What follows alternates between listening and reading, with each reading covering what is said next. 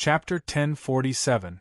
After Empress Zhongsun left, Han Yushi, Madame Qin, and the others all heaved a sigh of relief. Although Empress Zhongsun appeared approachable, it was inevitable that they would feel pressured when they were with her. Yushi, this boss Chow is really generous. He actually took out 10,000 strings of cash all of a sudden. Compared to him, Godmother is really stingy. Madame Qin lamented. After they saw the newspaper this morning, not only did they come over to help, but they also followed behind to donate some money. Most of them were hundreds or thousands of strings of cash. Although it was not a small amount, it paled in comparison to Chow Wendong's 10,000 strings of cash. Godmother, you can't say that. My husband once told me that no matter how good or small it is, as long as there is sincerity, then it is true kindness. Once the heart is touched by kindness, it will be immortal. Han Yushi held Madame Qin's hand and explained with a smile. Haha. Sister, listen, this child Xiao Xian is really talented. Everything he says is so reasonable. Unlike my family's Chon Yo, who is always reckless. Madame Cheng patted Madame Qin's arm and said with a smile. Auntie, you must be joking. Big brother Chon Yo is a person who values friendship and righteousness. He is also my husband's good brother. How is he reckless? Han Yushi hurriedly said. Madame Cheng immediately beamed and said, Haha. Yushi, don't speak up for that kid. As his mother, how can I not know what kind of person he is? Although she said this, the smile at the corner of her eyes could be seen by everyone. After a while, everyone's good impression of Han Yushi couldn't help but increase. This was also a popular policy among the ancient aristocrat. Through the friendship between the mistresses, the relationship between the two families would become stronger. As they spoke, many people had already donated their money. According to the rules set by Li Zixuan, anyone who donated money to the foundation, no matter how much they donated, would receive a special certificate from the Nguyen Tang Foundation. In fact, instead of calling it a certificate, it was more appropriate to call it a donation certificate. However, Li Zixuan gave it a better name, the Certificate of Honor for Doing Good. Before today, the workshop had prepared a lot of templates for the Certificate of Honor. The name, donation amount, and donation date were all left blank. After receiving the donation, the staff of the Warm Tang Foundation would fill in the donation information on the Certificate of Honor template and ask the donor to sign and put their thumbprint on it. Then, the foundation would stamp it with a special seal. There were 2 copies. One would be given to the donor as a souvenir, and the other would be kept in the foundation's records for monthly audit. In fact, every donation received was recorded in detail in the foundation's account books. The reason why the foundation kept records was to keep an extra evidence for future audit. This way, not only could it prevent people from falsifying the accounts to a certain extent, but it would also make people more convinced. After the citizens donated their money and received the Certificate of Honor from the Warm Tang Foundation, not only did they not feel the disappointment of losing money, they even felt a trace of satisfaction. Hey! This little thing was quite pretty. But what were the words written on it? What kind of honor? Wang Matzi, you're so embarrassing. That's the Certificate of Honor for Doing Good. You can't even read. What's the use of that thing? Why don't you give it to me? Tui. Why should I give it to you? I can't read, but my San Mao can. I'm going to give this to that kid to prove that his father did a lot of good in the past. After donating their money, the citizens were delighted with the Certificate of Honor for Doing Good. They now had something to brag about. At this moment, a scholar-looking middle-aged man suddenly said to Wang Zhong and the others, His Highness the Crown Prince donated 3,000 strings of cash. Steward Wang, please have someone count it. Once this was said, the surrounding people were shocked again. His Highness the Crown Prince? His Highness the Crown Prince also sent people to donate money? Ha! His Majesty is benevolent, and the Crown Prince is also benevolent. Our Tang dynasty will only get better and better. The citizens' happiness instantly soared. But what happened next made the commoners' hearts burst with happiness. Princess Changle donated 3,000 strings of cash. King of Wei donated 3,000 strings of cash. King of Han donated 1,000 strings of cash. Hejian County donated 5,000 strings of cash. Concubine Yang, Concubine Yin, Concubine Yang, and Concubine Wei donated a total of 4,000 strings of cash. After finding out about the existence of the Warm Tang Charity Fund, all the important figures in the royal family sent people over to donate money. This was because even their boss, Li Er, had donated money, so how could they not do anything? Moreover, this was a great opportunity to raise the reputation of the royal family. Apart from the royal family, the wealthy merchants also donated generously, especially the members of the Flame Yellow Chamber of Commerce. They donated the most money. Needless to say, Chao Wendong donated 10,000 strings of cash. Apart from that, Feng Zhihua donated 5,000 strings of cash, Liao Shifan donated 3,000 strings of cash, Zhang Jingyang donated 3,000 strings of cash, Lin Wenyuan donated 3,500 strings of cash, and Wang Renbiao donated 10,000 strings of cash. These merchants and landowning households were the first to stand with Li Zishuan. When Li Zishuan established the Warm Tang Charity Foundation, they were also the first to respond to the call. The effect of them taking the lead was undoubtedly very beneficial to the foundation's development. Under the influence of Li Er and the other members of the Yan Huang Chamber of Commerce, many commoners who were not from wealthy families had also come to donate money. Although it was a small amount, many a little makes a mickle. There were over 1 million permanent residents in Chang'an City. If these people worked together to do something, then the accumulated power was definitely not something to be ignored. This was not the end. In the afternoon, at the original workshop of the Strange Taste Pavilion, the headquarters of the Warm Tang Charity Foundation, there was a small wave of people who came to donate money. This was because when the civil and military officials heard about the charity storm in Chang'an City, they all sent people to express their sincerity, regardless of whether their families were rich or not. Because Li Er had taken the lead in donating money, if they did not do anything, wouldn't that be not giving old Li face? Of course, the political environment in the early days of the Tang dynasty was very clear, so there were still many civil and military officials who sincerely wanted to do good. Duke Zhao donated 3,000 strings of cash. Elder Xiao donated 2,000 strings of cash. Left Minister Wei donated 100 strings of cash. Among the thousands of strings of cash, 100 strings of cash suddenly popped out. Everyone was stunned, but strangely, no one mocked the donor for being stingy. Wow! Left Minister Wei is so generous this time. He actually donated 100 strings of cash. Yeah. I remember when Marquis Yong An's wedding, Left Minister Wei only donated 5 strings of cash. Heh. Looks like Left Minister Wei really cares about the commoners. Of course.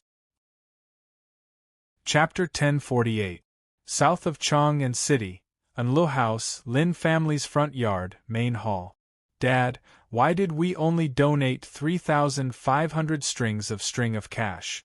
I heard that the Chow family donated 10,000 strings of cash. Lin Hao said with a hint of dissatisfaction. From his tone, it was clear that he was disdaining his father for donating too little money this time. He was truly the foolish son of a landlord. Lin Wenyuan's face darkened when he heard that. He was so angry that he almost vomited blood. Bastard! So what if it's 3,500 strings of cash? Is 3,500 strings of cash too little?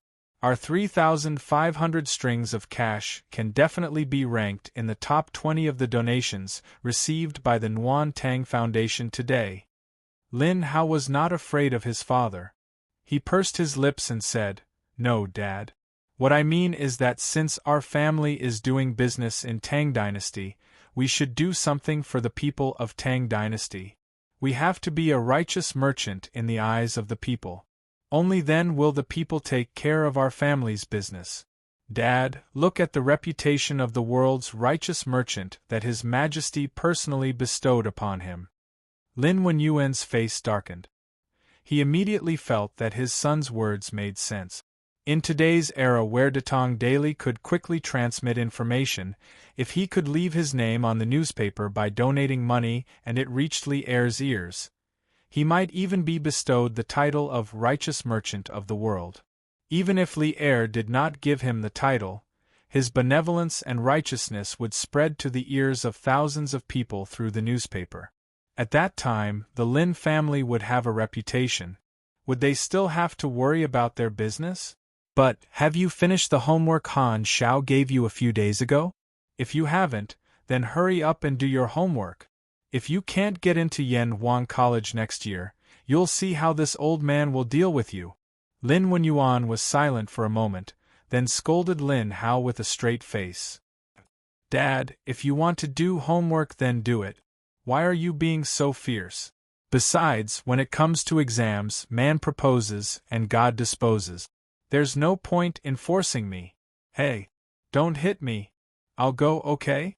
Lin Hao still wanted to pester his old man for a while longer, but he saw that Lin Wenyuan was about to get up and hit someone.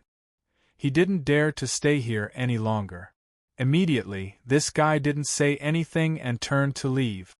Humph, stinking brat. Lin Wenyuan clapped his hands and snorted.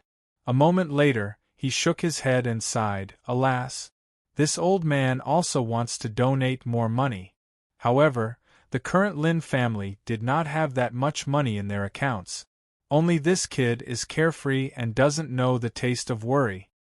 A large portion of the Lin family's wealth was now spent on the Yan Huang Chamber of Commerce's business.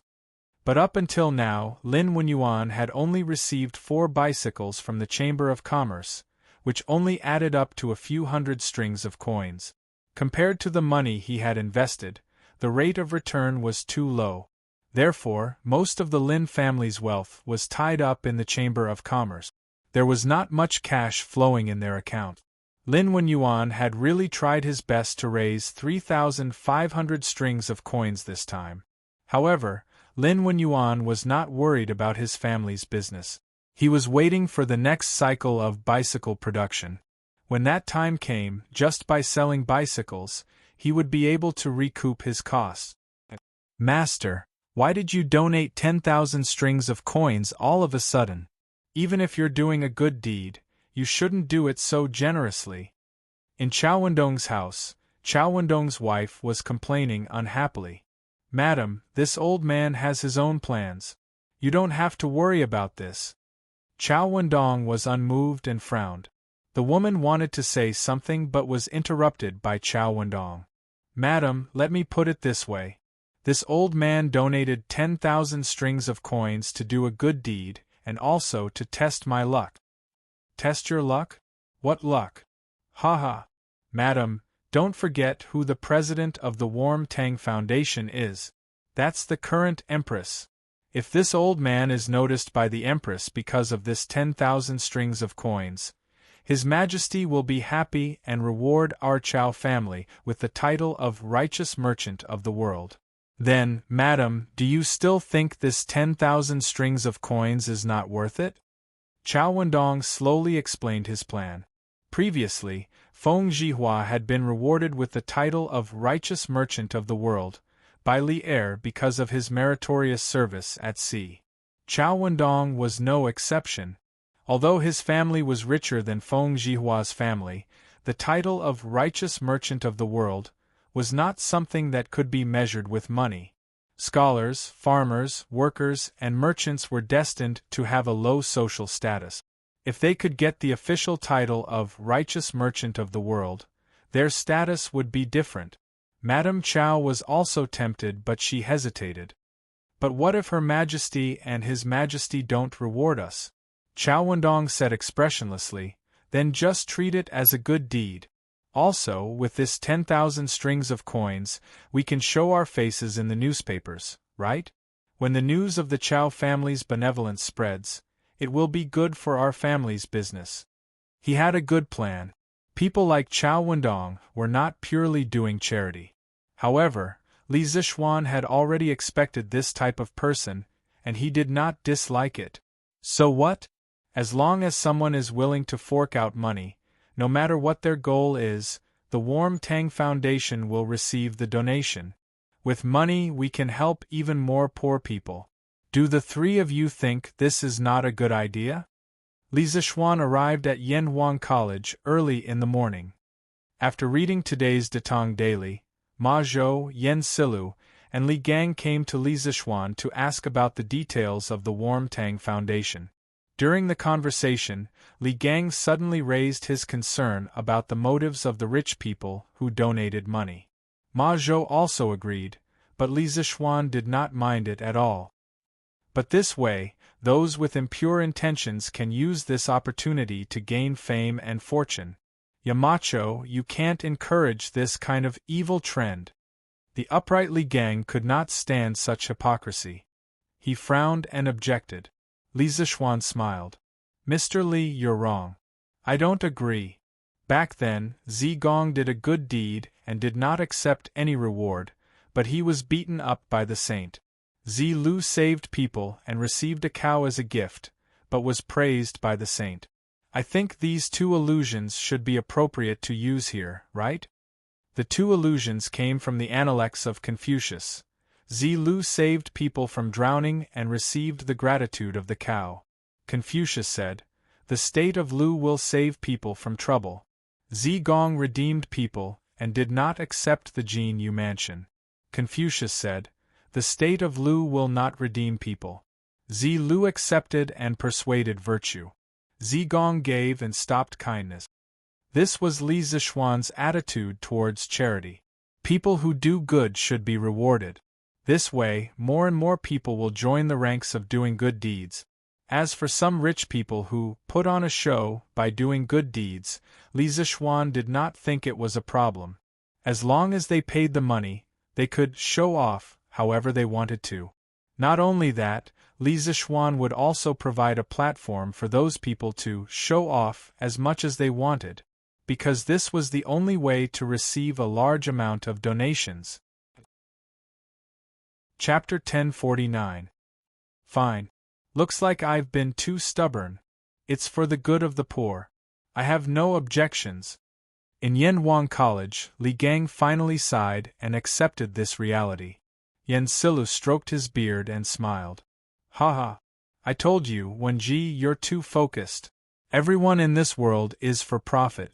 If we don't give some benefits to those who do good, how can this kind act be sustained in the long run? Li Gang nodded in agreement. Ma Zhou sighed. Marquis foresight. I'm impressed. I can foresee that before long, the Warm Tang Foundation's scale will grow bigger and bigger. When that time comes, millions of people will benefit from Marquis' decision. Li Zixuan smiled and said, "The most important thing now is not to discuss the Warm Tang Foundation but to prepare for the Academy's final exams. I've already told the three of you that I want to bring forward the final exams. Have the questions been prepared?" The reason why the final exams were brought forward was because the weather was getting colder and colder. The Academy's teaching buildings were made of cement, so it was still quite cold in the winter. The other reason was that Li Zixuan wanted to let some of the students participate in the Warm Tang Foundation's Warm Tang operation. It was a kind of experience for the students. Yen Silu nodded and replied, "The questions for each subject are out, but the students haven't had time to revise yet. Yamacho, do you want to consider delaying the exams for a few days?"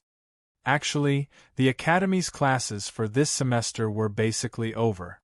The only problem was that the students had not started revising for some of the classes. Li Zixuan shook his head. "No need. It's to see how well the students understand the various subjects. It's better if they don't revise. It'll show their true level. Today is Tuesday. Inform the students that the final exams will begin the day after tomorrow." This, Yen Silu was a little confused. What kind of twisted logic is this? Li Gang smiled. Haha. Kongui, you don't have to worry about the students. If they don't want to revise, then so be it. Besides, what Yamacho said might not be completely wrong. Since Li Gang said so, Yen Silu had no choice but to agree. Li Zishuan said again, Mr. Yen, give me the test papers for each subject later. I'll take them home tonight and look at them. Yes, Yamacho. After Li Zishuan left, Li Gang and Yen Silu immediately called for a meeting of the subject leaders. They conveyed the news that Li Zishuan was going to hold the final exam in advance the day after tomorrow to the subject leaders of the various departments. Wang Ji, Mo Huai, Su Hongji, Xiao Dian, and the others were not particularly surprised. This was because when Li Gang asked them to come up with the questions 2 days ago, they had already guessed this possibility. However, they did not expect it to come so soon. The meeting was very short. After Yen Silu conveyed Li Zishuan's message, he announced the end of the meeting. All that was left was for the leaders of the various departments to relay the news to their respective homeroom teachers. As a result, when school was about to end in the afternoon, all 16 classes of Yanhuang College received this unfortunate news almost at the same time. What? The final exam is the day after tomorrow? Sir, we just finished all the courses last week. That's right. We just finished studying last week. We didn't even have time to revise. How can we take the exam? F***CK. Isn't this a scam? Who came up with this rotten idea? The students were all in an uproar. However, no one could change Li Zishuan's decision. After realizing that the exam would be held as scheduled the day after tomorrow, the students gradually quieted down. Silence meant acceptance of reality. Many students had already secretly planned to work overtime to revise for the next 2 days. Sure enough, when it was time for dinner today, the students ate exceptionally quickly. After dinner, most of them returned to the teaching building and took advantage of the fact that it was not yet dark to read for a while. When it was dark, they returned to the dormitory. Without washing their feet or faces, they took out their books and immersed themselves in reading. F***CK. It must be Yamacho who set us up. Only Yamacho would be so evil. In the dormitory, Ching Chumo muttered as he flipped through the classics textbook. Alright, Chonyo, it's useless to say more now. Why don't you read for a while before the lights go out? Qin Huayu advised. Look. There are 5 courses in just 1 day. Even if I don't sleep, I won't be able to finish them. Sigh, I guess I'm done for this time. I just hope the final results don't come out before the new year. I still want to have a good new year. The far-sighted Ching Chumo had already considered the problems after the exam. One could not help but admire his big heart. Qin Huayu shook his head and said, Chonyo, it's not good for you to give up on yourself like this. It's not like you're the only one who didn't revise. All the students are in the same situation. If you can read more before the exam, you'll have a better chance. You should hurry up and study. To put it bluntly, he was saying, don't give up on treatment. You can still be saved. Ching Chumo thought about it and felt that it made sense. He laughed and said, Huayu, what you said makes sense. Alright, I'll study. I might not be the one who gets the last place. Qin Huayu was speechless. So this guy's pursuit was to be satisfied as long as he didn't get the last place? Sun Zifan and Li Tai, the 2 guys who usually liked to insult others, did not mock Ching Chumo tonight. That was because the 2 of them were fully focused on their revision. Similar scenes were happening in almost every dormitory. The dormitory, which was usually bustling with noise and excitement after school, was exceptionally quiet today. That was because the academy had a rule that when it was 9 o'clock, all the dormitory lights had to be turned off and the students had to go to bed. If anyone violated the rule, the consequences. Actually, many students had experienced the consequences of violating the rule. Those who had experienced the collective punishment of standing up that night would never forget it for the rest of their lives. Therefore, the students wished they could break the quarter hour into half to use. Who would have the time to gossip? As night fell, tens of thousands of lights lit up one after another. Because of the curfew in Chang'an, there were only patrolling marquises and night watchmen on the street. Peace Square was the most special square in Chang'an City. It was the only square that did not have a curfew. It was brightly lit every night. Meng Jiao wrote in after passing the imperial examinations, "The past was filthy and unworthy of praise, but the present is debauched and unrestrained." Flushed with success, the horse gallops swiftly, seeing all the flowers of Chang'an in a day. He wrote about how proud he was of becoming the Son of Heaven's disciple. Speaking of which, this old man was also a refined person. After becoming a grand scholar, the first thing he did was to ride a fast horse to admire the flowers. He didn't admire peonies, nor did he admire morning glories. Instead, he went to Peace Lane to look for beautiful girls in the brothel. Tonight at Peace Lane, there was no proud scholar like Meng Jiao, who had just passed the imperial examination. However, tonight was destined to be an extraordinary night. Chapter 1050. Mama Hua, when will Miss Yen come out today? Yes. Usually, Yen would have come out by now. What's wrong today? Is Miss Yen sick? Mama Hua, I know an old imperial physician with superb medical skills. If you need 100 Flowers Tower was a 4-story wooden building. It was brightly lit and crowded. In the hall on the first floor, many unrestrained young masters were hugging girls in revealing clothes with one hand and roaming around with the other. It was an unbearable scene. However, there were also many men in the hall who did not care about those common women. Instead, they were asking the procuress for Fang Fian's whereabouts. Yo! Ladies and gentlemen, please wait for a moment. Miss Yen learned a new song today and is dressing up now. She'll be out soon. The brothel keeper of the 100 Flowers Tower laughed so hard that her body trembled. It was a pity that she was already over 40 years old. If she were 10 years younger, she might have also charmed all the lechers in the tower. A new song? Great. We're going to have a good time today. Haha. That's right. We didn't come here in vain. Being able to listen to Miss Yen sing a song is really worth coming to this world. Everyone was excited when they heard that Fang Fian had a new song. They must have heard Fang Fian singing before. The waiting time was unbearable. The young masters drank the fine wine, but they felt that the wine in their cups had lost its flavor. However, they did not like the ordinary women beside them, so they could only drink cup after cup of wine into their stomachs. Fortunately, Fang Fian did not make them wait for too long. After about 15 minutes, Fang Fian's graceful figure finally appeared behind the stage on the first floor. She was wearing a light pink dress with a pure white veil over it, which accentuated her graceful figure. Her long hair was casually draped over her back. There was no decoration on her head except for a light blue ribbon that gently tied a lock of hair. She wore a pearl necklace on her neck. The pearls shone slightly under the light in the hall, making her skin as white as snow. She looked like a fairy who had descended to the mortal world.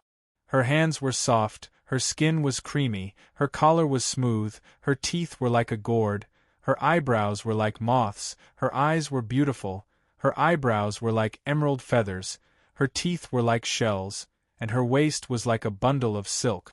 The lower half of her beautiful eyes were covered by a white, silk-like veil, but it still couldn't hide her alluring face.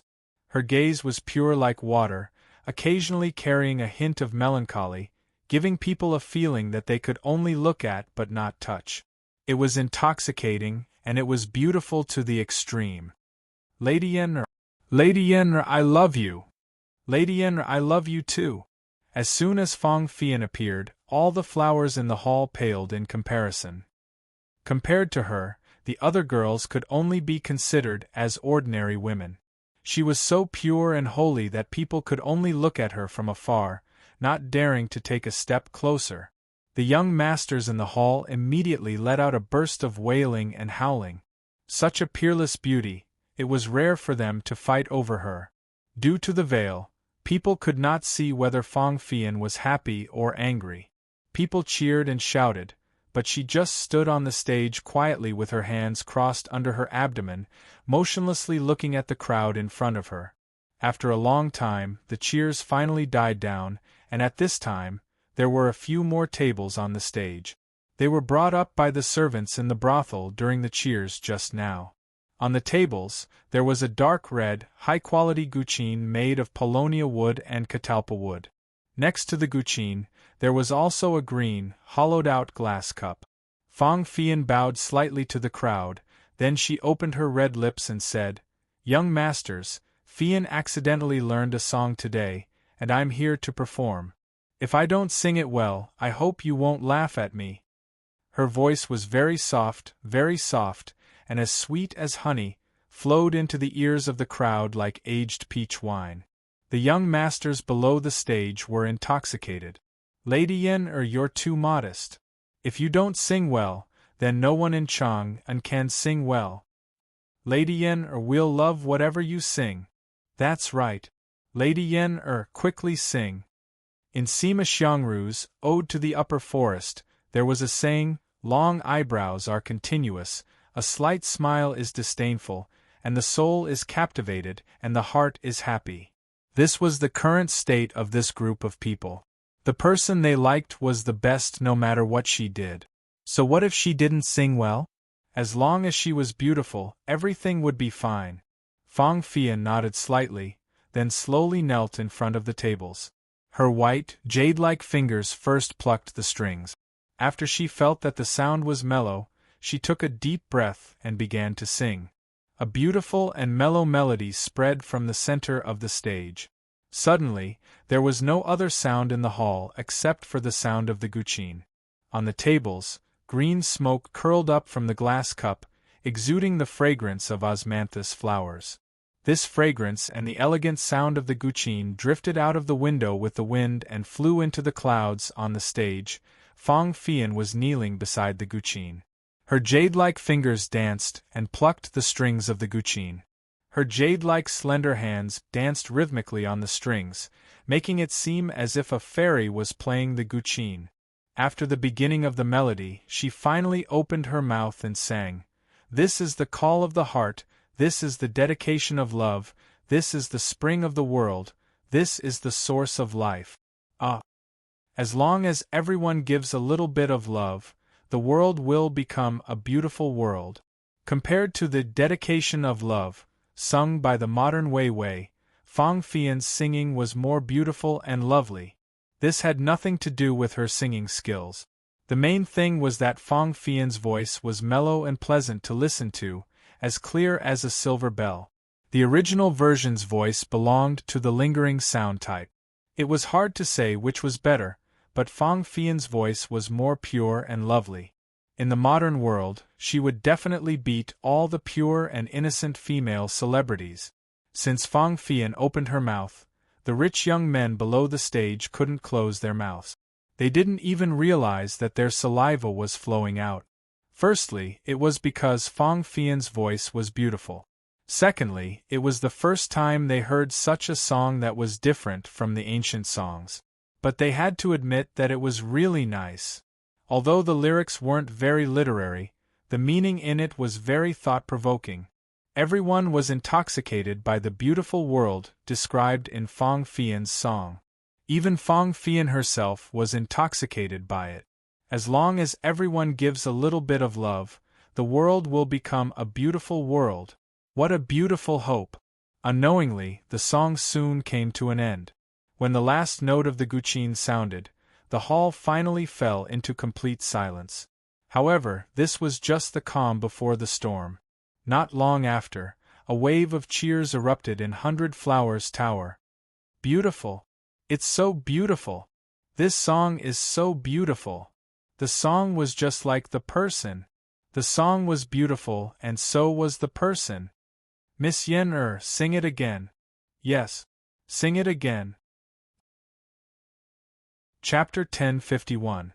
In 100 Flowers Tower, Fang Fian sang Devotion of Love, 3 more times in response to the crowd's strong demand. During this time, the 100 Flowers Tower was filled with thunderous cheers and excitement. Many people in Ping Kong Square heard the music and came to watch the fun. As a result, the number of customers in Ping Kong Square increased by several times today, making the other brothels in Ping Kong Square jealous. The name of this song is Dedication of Love. Only with love can you accept others. Only with love can you respect each other. If everyone has love, they can forgive and not blame others. Love is silently contributing, not caring about whether there is a return. Love is resolving disasters, not bearing grudges.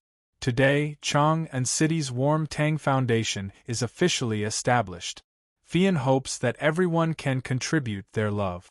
Just like the song says, as long as everyone contributes a little love, the world will become a beautiful world. Good people will be rewarded. In the hall of 100 Flowers Tower, Fang Fian sang Dedication of Love 4 times in total. After the 4th time, she stood up and spoke slowly to the crowd. As she spoke, she could not help but feel a wave of sadness in her heart. If the Warm Tang Foundation was established 10 years earlier, her father would not have frozen to death in the winter of that year. She and her mother would not have been left to live alone in the world, and she would not have ended up in a brothel. If her father was still alive, no matter how poor her life was, she would still be the daughter of an innocent man. But now that things had come to this, the only thing she could do was to promote the Warm Tang Foundation so that more poor people would not end up in her current situation. When the torch was passed on, what others conveyed was the spirit, but what she conveyed was the love of the world. Good.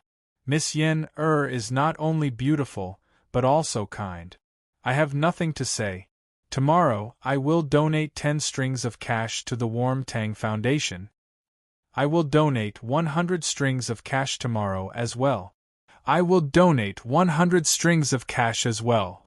I will donate 1,000 strings of cash. Waves of cheers came from the crowd. However, the procuress of 100 Flowers Tower was secretly stomping her feet. If these people donated money to charity, wouldn't the money spent on her tower correspondingly decrease? This kind of thing did not benefit 100 Flowers Tower at all. Instead, it had hidden disadvantages. Fortunately, Fang Fian didn't say anything else. She just thanked him and left. After that, the stage was given to the other girls in the 100 Flowers Tower. After all, Li Zixuan had given Mother Hua a political task. The girls in the tower had to sing Devotion of Love 10 times a day. The next day, on the front page of Datong Daily, it was no surprise that the Nguyen Tang Foundation's donation was published yesterday. The top 20 donors were directly highlighted and praised. The headline, no one knew if it was an accident or a coincidence, but it turned out to be, as long as everyone gives a little love, the world will become a beautiful world. Just these 20 donations added up to nearly 150,000 strings of cash. Of course, the Marquis of Yong'an's family donated more than 20,000 strings of cash. Of so much money. According to the usual donation of 4 coal stoves and 200 honeycomb briquettes, how many coal stoves and honeycomb briquettes will the Marquis of Yong'an donate this time? There are at least several 100,000 of them. But for every 4 coal stoves donated, the Marquis of Yong'an will lose 200 copper coins. No matter how you look at it, the Marquis of Yong'an has paid a huge price. Sigh. Who said it wasn't? But the poor people of Chang and City are lucky this year. They definitely won't be cold anymore. Of course, this is all thanks to the Emperor and the Marquis of Yong'an. Hey! Speaking of which, did you buy the coal stoves and honeycomb briquettes at Chitsu Pavilion yesterday to test them? We tried them. It's so convenient to use them to boil water and cook. And a piece of coal can burn for a long time. From yesterday afternoon until now, the coal stoves at home have only burned 2 pieces of coal. Haha. That's right.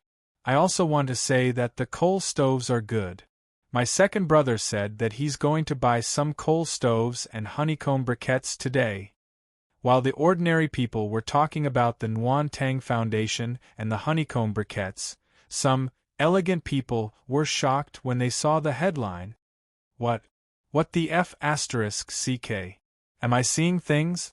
Why is the headline the same as the lyrics of the new song that Miss Yenair sang last night? Wow! It's true. Could it be that the person who wrote the news also went to 100 Flowers Tower last night? What 100 Flowers Tower? What Miss Yenair? What new song? Brother Lu, Brother Chow, what are you talking about? Ha! Brother Yen, you didn't go to 100 Flowers Tower last night? I didn't go, something happened at home. Ha ha! I think your tigress didn't let you go, right? Bullsh *t. I'm the head of the family, how can that woman control me? Don't talk nonsense, tell me what happened. Ha ha! Keep bragging. But it's a big loss that you didn't go to 100 Flowers Tower last night. Why? Because Miss Yenair sang her new song last night and it was really good. You don't know, but almost everyone in Peace Lane who was awake went to listen to it live. It was really a heavenly sound. Heh. What was it? Wasn't it just a song? Did it have to be so good? Besides, what does this song have to do with today's news? Hey! It has a lot to do with it. The title of this news is a line from yesterday's song. Don't you think it's a coincidence? That person picked up the newspaper, looked at the headline, and muttered, "As long as everyone gives a little love, the world will become a beautiful place." This. Brother Chow, how did you sing that song? Can you sing it for me? The young master opposite him instantly became proud. Hee. You've asked the right person. I heard Miss Yenair sing it 4 times last night, so I already knew how to sing it. Listen. Cough cough. After that, he cleared his throat and started singing. This is the call of the heart, this is the dedication of love, this is the spring of the world, this is the source of life. As long as everyone gives a little love, the world will become a beautiful place. Stop. Stop King, it's too bad. Shut up. No, I haven't finished singing. Stop singing. I'll go to 100 Flowers Tower personally tonight. Listening to Brother Chow's singing is really terrible. Damn. What do you mean? Which part of my singing is not good? Come on, you. But to be honest, the tune of this song is quite special, I've never heard it before. And the lyrics are not bad. I'll go to the Tang Foundation later to donate some money. Just take it as a bit of my love. Yo. Our great young master Yen still has such awareness? When did he become so kind? Damn you. I still have a conscience, unlike you, whose heart has already turned black. Damn. You're the one whose heart is black. I was already planning to donate money later. Chapter 1052. Husband, the total is out. Yesterday, our Tang Foundation received a total of 250,000 strings of cash. The warehouse at the Chitsu Pavilion Workshop is almost half full. In the morning, after breakfast, Han Yushi held an account book and said happily to Li Zixuan. This could be considered her first career. She had always been walking on thin ice in her heart. In the end, after the first day, not only did she not make any mistakes, but she also gained a lot. This made her very happy. Li Zixuan pretended to sigh sadly. Sigh. 250,000 strings of cash. How many coal stoves and honeycomb briquettes do we have to give away for free? Han Yushi said angrily, Husband, aren't we doing a good deed? Besides, you were the one who suggested this idea before. Why? Are you regretting it now? Li Zixuan laughed and said, Haha, I'm just teasing you. How can I go back on my word? Han Yushi rolled her eyes.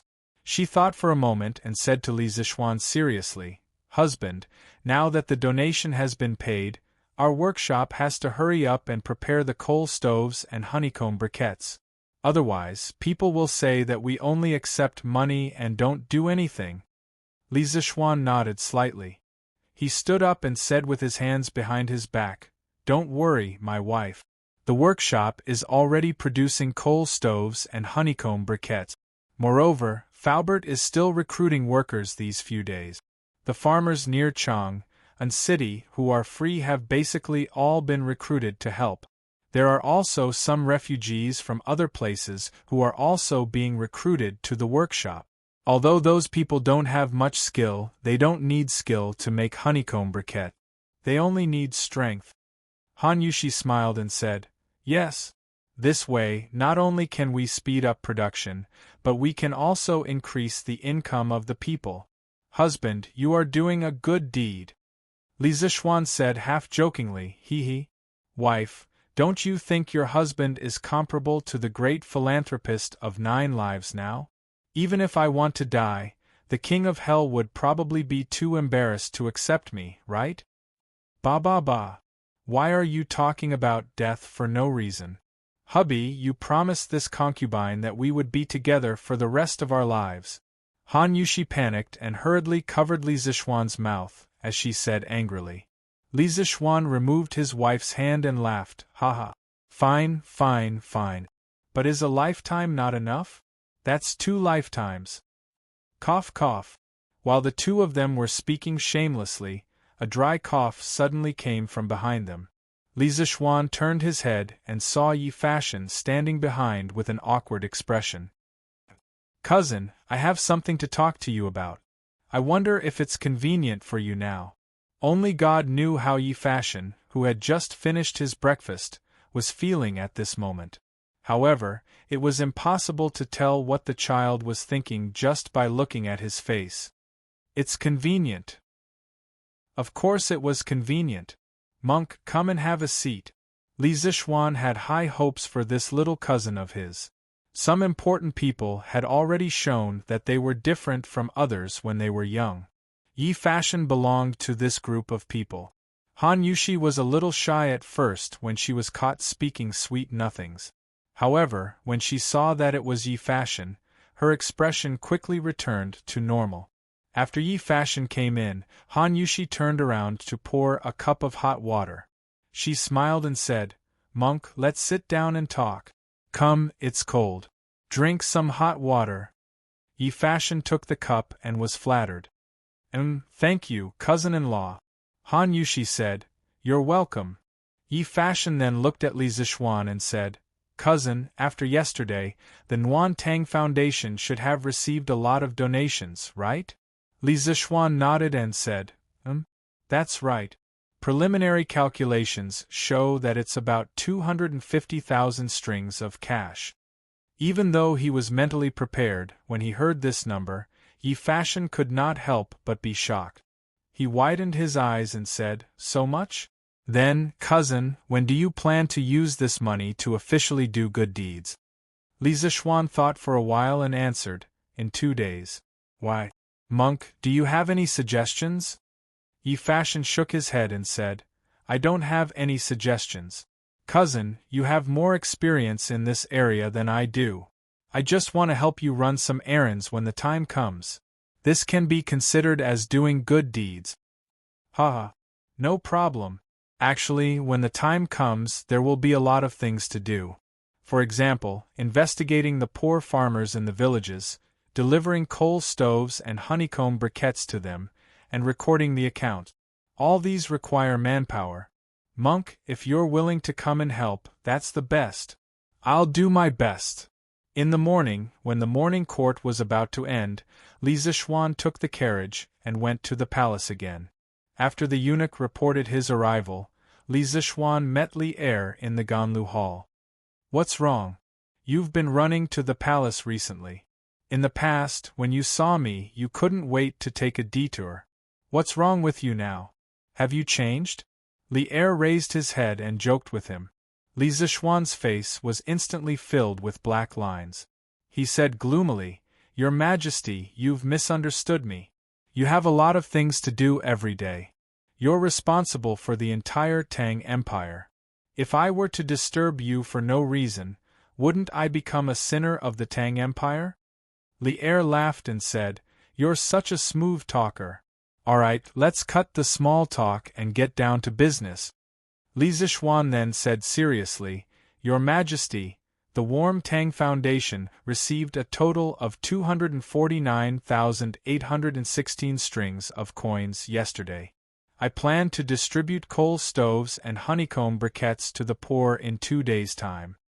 Lier was stunned and said in surprise, Almost 250,000 strings of coins? That much? Li Zishuan smiled and said, This is only yesterday's amount. I think there will be more in the future. Lier came back to his senses and said, Do you have enough manpower?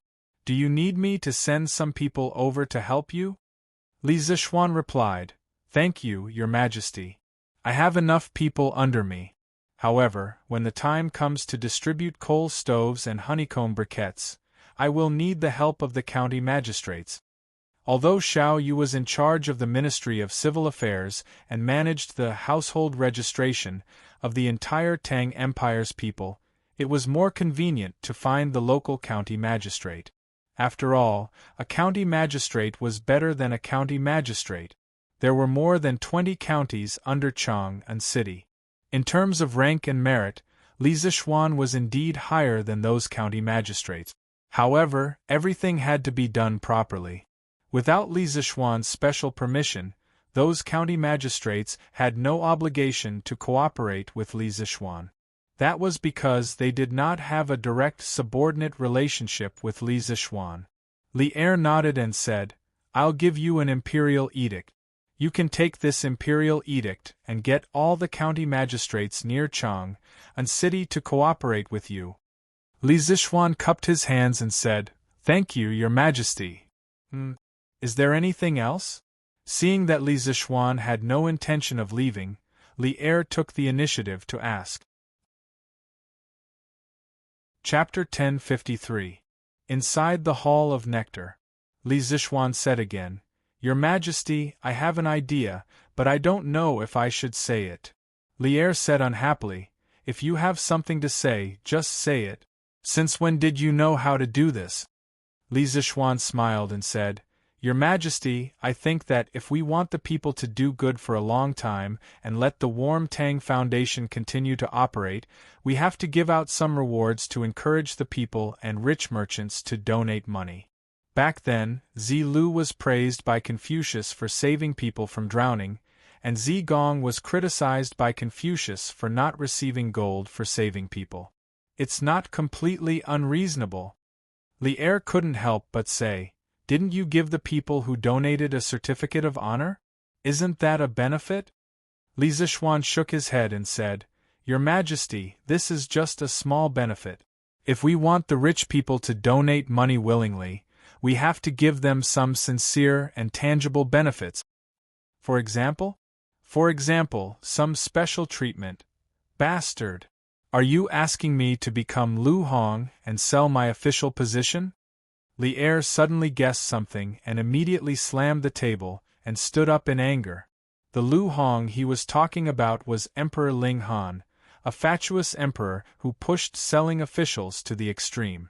Some emperors before Lu Hong had also sold officials, but most of them only did it occasionally, and the money they received was usually for the urgent needs of the country. Only this comrade Lu Hong was able to push this shady business of selling official positions to the extreme. The most ridiculous thing was that this comrade had actually opened an official exchange in the West Garden. He had clearly marked the price and openly sold officials. Regardless of talent, character, integrity, as long as one had money, they could buy officials. And the money from selling officials would all go into Emperor Ling Han's own pocket. This guy even unified the market price of officials and personally set the rules for selling officials. He set the price of an official's position to be 10,000 times the official's annual income. For example, an official's position with an annual salary of 2,000 shur was priced at 20 million. His method of selling officials was very innovative, and he was not willing to let go of any opportunity. Even Zhang Wen and the others, who had made great contributions and had a high reputation, had to first pay enough money to the emperor to buy an official position before they could ascend to an official position. Li Erjing had thought of the possibility of him selling his position, so he scolded angrily. Li Zishuan stared blankly, thinking, "When did I ask you to sell your official position? Is it because your imagination is too rich? Your Majesty, I have no such intentions. This official's idea is that every year, we should select 3 people from the people who donated money and give them the title of righteous merchants of the world." It was just a title. Not only would it not damage the prestige of the imperial court, but it would also stimulate the enthusiasm of the wealthy citizens to donate. Moreover, there were precedents before. It's just a few more, right? In order to prevent Old Li from misunderstanding again, Li Zishuan directly told him his plan. "Just a title? You brat, it's easy for you to talk. Do you think the title of righteous merchant is so worthless?" Li Er said with a dark face. "Your Majesty, I didn't say that it was worthless. According to my preliminary estimates, if a wealthy businessman wants to be selected, he will have to donate at least 50 to 60,000 strings of cash. This wasn't cheap at all. Moreover, all the land under the heavens belongs to the emperor, and all the people who live on the land are the emperor's subjects. Businessmen are also your Majesty's subjects. Why should your Majesty be so biased against them?" Li Zishuan couldn't help but say. Li Er frowned and didn't say anything. After a while, he said meaningfully, "Ha! You're here to persuade me today.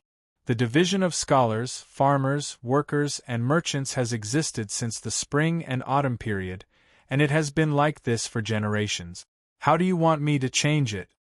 Li Zishuan clasped his hands and said, "This official has never thought of changing the status of the merchants, but this official feels that giving the title of righteous merchant of the world to some merchants who have made outstanding contributions to the Tang Dynasty should be harmless. For example, Feng Zhihua from before."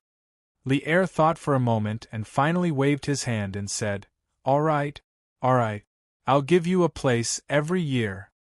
Li Zishuan laughed and said, "This official thanks your Majesty on behalf of the millions of merchants and poor citizens of the Tang Dynasty." Li Er waved his hand and motioned for a certain someone to scram. "Your Majesty, does this year count?" "Scram." "Hey! I didn't say it doesn't count, I just said scram. That means it counts this year too." Sitting in the carriage, Li Zishuan muttered to himself as he recalled the situation in the Sweet Dew Hall. As long as everyone gives a little love, the world will become a beautiful world. Just as he was thinking, Li Zishuan suddenly heard someone humming a tune outside the carriage. He couldn't help but feel happy. He thought to himself that this modern song had spread quite quickly after it came to the Tang Dynasty. However, he didn't know that the reason why this song dedication of love could spread so quickly was that, other than the special tune itself, the main reason was that the first singer, Fang Fian, was extremely charismatic and sang it very well. While listening to people humming along the way, he unknowingly arrived home. "Sir, you're finally back." He jumped out of the carriage and found Little Fishy waiting at the door. Li Zishuan smiled and said, "What's the matter? Are you looking for me?" Little Fishy took out the newspaper from behind and walked to Li Zishuan. She pouted and said angrily, "Sir, you're asking the obvious. Why did you insist that I change the headline to this yesterday?" Little Fishy pointed at the headline on the Tang Daily with a hint of displeasure on her face. Li Zishuan suddenly understood, but he said, "Oh, this headline. Little Fishy, don't you think this headline has a better meaning?" Little Fishy said angrily, "Humph. Sir, you're still pretending. I did think so yesterday, but I only realized today that I was fooled by you. This headline is exactly the same as the song that was being sung at 100 Flowers Tower in Ping Kong Fong last night. Now, everyone in the editorial department is asking me if I went to Ping Kong Fong last night to listen to that song. Even Steward Ma asked me this morning. Damn it." Li Zishuan wanted to laugh when he heard that, but he quickly held it back. He held back his laughter and said with a straight face, "Ahem. Coincidence. It's definitely a coincidence. Those people in the editorial department are really too much. Little Fishy, you're a pure and innocent girl. How could they say that you went to that kind of place? The next time I go to the workshop, I'll definitely give them a good scolding." Little Fishy's face suddenly turned bright. She said, "That's right. Sir, you must give them a good scolding. I didn't go, but they insisted on slandering me. I did want to listen to that song, but there was no one to accompany me. These people are really despicable." Li Zishuan was stunned. He didn't get Little Fishy's anger at all. What was this little girl thinking all day long? She actually wanted to visit a brothel. Oh my God, was she a demon? Chapter 1054. In the morning, when the doors of the Warm Tang Foundation opened, it welcomed even more donors than the day before. Of course, there were also quite a number of people who came to donate money after listening to the song, Dedication of Love. Speaking of which, the merchants who had donated money yesterday and received a certificate of honor for doing good, all of them had their certificates of honor framed and hung in the most conspicuous place in their shops, attracting the attention of the customers who came and went. When the shopkeepers who did not have a certificate of honor for doing good saw this, they were more or less unhappy, so they came today to get a certificate. Otherwise, if other people had one and they did not, wouldn't they lose out in terms of prestige? Li Zishuan was very happy to see this kind of behavior where people competed even when doing charity. He did not approve of people competing for power and influence, but he approved of people competing for charity. What he wanted was the kind of enthusiasm that if you donate 100 strings of coins, I will donate 200 strings of coins. The Warm Tang Foundation was still popular, but Curious Pavilion was not bad either. In fact, it was even more popular. The people who came to buy the coal stoves and honeycomb briquettes yesterday were all believers of Curious Pavilion. They firmly believed that the things from Curious Pavilion were the best, so they bought them as soon as possible. However, after the first batch of testers tried it, people realized that honeycomb briquettes were indeed better than charcoal by a few hundred times. Therefore, basically, people who were not poor came to buy the coal stoves and honeycomb briquettes.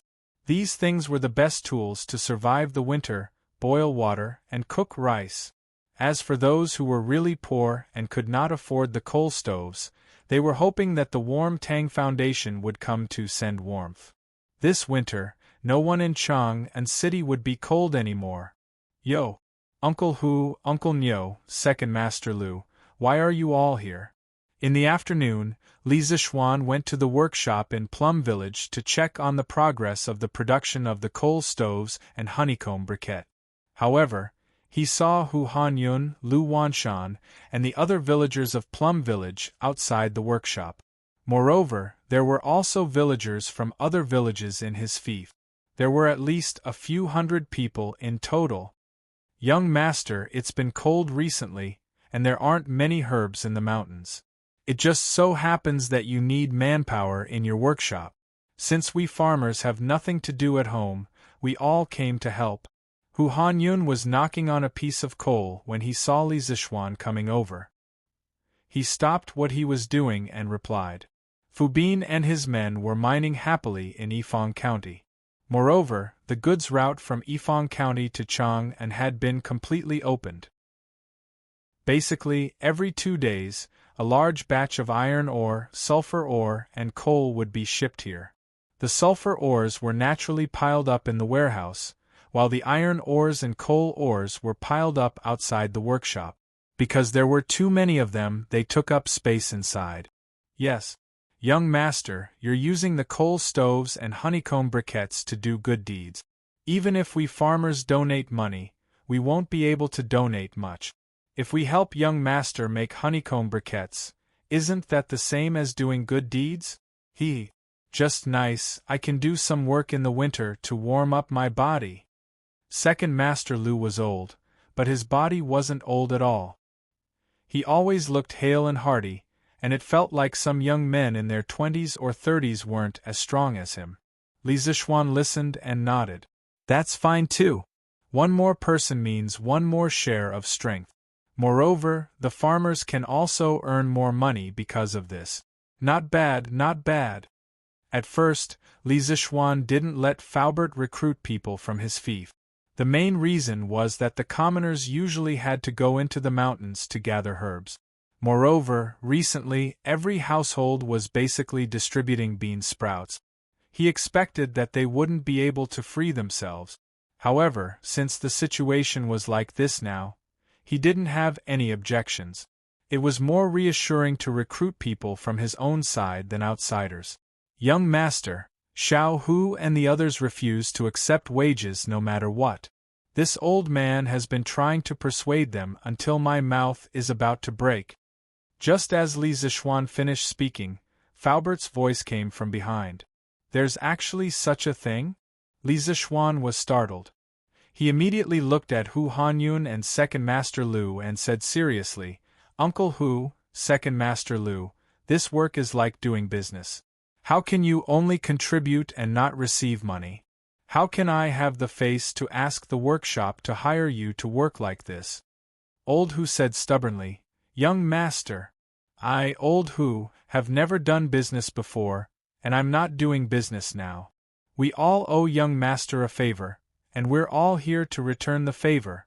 We all know how young master usually treats us. At this time, it's not a busy farming season, and we have nothing to do at home. We're all here to help and put in some effort. How can we still ask young master for money? Don't you think so? Yes. Xiao Hu's words are reasonable. We farmers don't know how to do business, but we understand the fickleness of human nature. What's the point of money? Now that everyone can eat, drink, and wear warm clothes, it's enough. Why do we need so much money? Second Master Lu couldn't help but interrupt. That's right. We have to have a conscience. We can't accept this wage. Yes. We can't accept it. Young master, please don't try to persuade us anymore. My family has made a lot of money from selling bean sprouts recently. If we really want to calculate it, we should be the ones giving young master money, not the other way around. So we definitely can't accept this wage. At the side, the other farmers in Li Zishuan's fiefdom all shouted loudly. Li Zishuan smiled helplessly.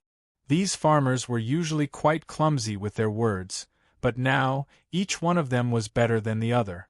Moreover, their thoughts were very clear. He didn't know how to persuade them even if he wanted to.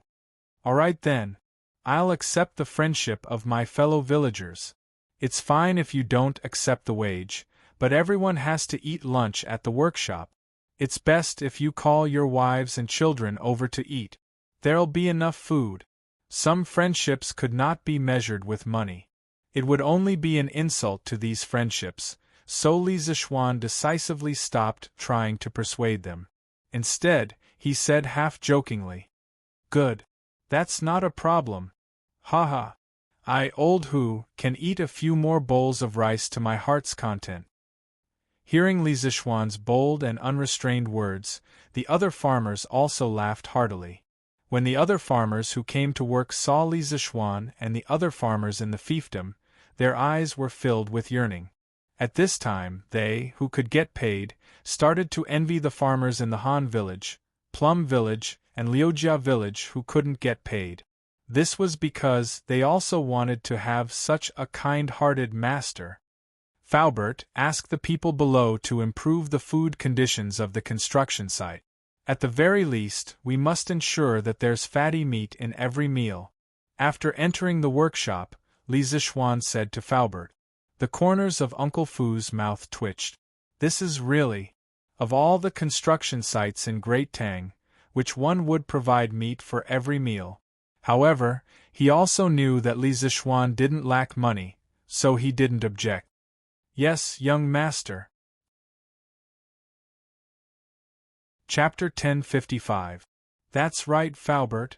The workshop recently gave me 2,200 coal furnaces and 220,000 honeycomb briquettes. I have a use for them. Li Zishuan thought for a moment before speaking to Faubert. He planned to give 2 coal furnaces and 200 honeycomb briquettes to every farmer in his fief for free. Since the farmers were not willing to accept wages, he could only use this method to give them benefit. Furthermore, it did not add up to much, and he had already donated 20,000 strings of cash to the Warm Tang Foundation. There was no reason for him to only take care of outsiders and neglect his own family, right? Young master wants so many coal furnaces and honeycomb briquettes. Are you planning to give them to the farmers? Faubert thought for a moment and understood Li Zishuan's intentions. Furthermore, after interacting with Li Zishuan for so long, he had more or less figured out Li Zishuan's personality. He knew that Li Zishuan had always been very kind to his own people. Haha, that's right. We can't really let the farmers work for free, right? Li Zishuan said with a smile. Faubert shook his head and did not deny it. In any case, he felt that Li Zishuan was already very kind to the farmers. Even if he did not give them wages, there was nothing wrong with it. Faubert, can the workshop keep up with the iron smelting speed, the furnace speed, and the honeycomb briquettes production speed? Li Zishuan finally asked the question he was concerned about. Faubert nodded lightly. It can keep up. Now that the workshop has recruited close to 5,000 workers, there is no need to worry about the honeycomb briquettes production speed. The furnace is also smelting iron day and night, so we don't lack iron here. As for the furnaces, as long as there is no shortage of iron, the workshop's production speed can keep up with the consumption speed of the interesting pavilion. Now at night the workshop was ablaze with flames. Because the blast furnace had to work day and night, there was no such thing as light pollution in this era. On the contrary, the people of Plum Village liked this scene and treated it as a unique landmark of Plum Village. Yes. Since that's the case, I'm relieved. Li Zishuan nodded. Then, he walked around the workshop again. After making sure that everything was running in an orderly manner, he went home. The next day, Thursday, Yanhuang College's final exam was held as scheduled amidst the cries of the students. At 7:45 a.m., the bell and drum sounded, and all the invigilators in the examination hall began to distribute the test papers. The arrangement of the examination venue and time was similar to that of the previous monthly examination. The only difference was that the invigilation was stricter. Entering the examination hall actually required a body search. Fortunately, all the students in the academy were male. Otherwise, it would be very inconvenient to search them. In addition, the inspection team from the previous monthly examination had expanded this time. Mo Zhong, Mo Yun, and the other guards of the academy had also joined in. If you asked these guards to teach, they definitely wouldn't be able to do it. But if you asked them to inspect the exam, they wouldn't have any problem with it. Moreover, with their eyesight, they would be even better than the teachers of the academy if they were to invigilate the exam. With more people, it was natural that they would go to each examination hall more frequently. Basically, every half an hour, there would be an inspection team in front of each examination hall. As a result, no student would dare to cheat in such a strict environment. Li Zishuan didn't stay in the academy all the time this time. He came to the academy in the morning to take a look and then went back. First of all, now that every teacher in the academy had their own duties, the academy could run very well even if he wasn't there. His role was only to control the general direction of the academy's teaching. Moreover, he had something to do at home these 2 days, so he had to go back.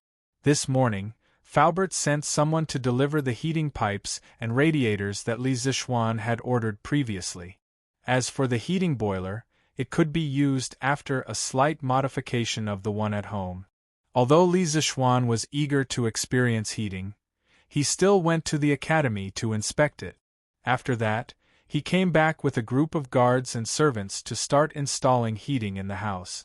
The main hall in the front yard, all the bedrooms in the house, including the maids' and servants' bedrooms, and the 2 study rooms, all needed to be installed with radiators. Under Li Zishuan's command, Pang Feiji, San Bao, and the others started the large-scale renovation of the heating system in the residence. Feiji, take 5 people and carry these 8 radiators to the west courtyard. As for the pipes outside, you guys install them according to the method you used in the front yard, understand? Understood. Xiong de, Xiong er. You 2 brothers, get 2 more people to carry this boiler to the east courtyard. While you're at it, help me install the pipes on the boiler. Remember, the valve on the boiler must be opened. I'll go check later. If it's not done properly, run 10 kilometers. Yes, Marquis. San Bao Fu. Take a dozen men with you and move the remaining pipes and radiators to Yunshan Villa. I'll be there in a moment. Yes, young master. Since Li Zishuan had explained the installation method of the heater to everyone in advance and explained the relevant terms to them, Pang Feiji and the others could still understand the modern terms that Li Zishuan mentioned, such as heater, heater pipe, valve, and other modern terms. Under his command, when it was close to noon, a total of more than 40 rooms in the Li residence that needed heating had all been installed with radiators. The heating pipes had also been preliminarily installed, and all that was left was to test run. Old Man Li, Madam Li. There were also the 3 members of the Yi family. They stood at the side, stunned. They couldn't even get a word in because they had never seen such a thing before. They could only watch from the side as Li Zishuan ordered the people to get busy. Little Xian, with just this, you can make the house as warm as spring? Seeing that Li Zishuan was almost done with his work, Li Jingma walked over and finally asked the question that had been in his heart for the entire morning. The rest of the family also looked over. Obviously, they didn't believe that Li Zishuan had made the radiators sound so magical. Hey, father, if this thing is really heated, not only will it be as warm as spring, it won't even be a problem to make the house as hot as summer. Li Zishuan chuckled. Many things that were impossible in the eyes of the ancients were so natural in the eyes of a modern person like him. Go away. You're bragging again. If it doesn't work, I'll see where you're going to put your face. Li Jingma heard that his son was getting more and more ridiculous. He couldn't help but feel annoyed. There's no point in saying more.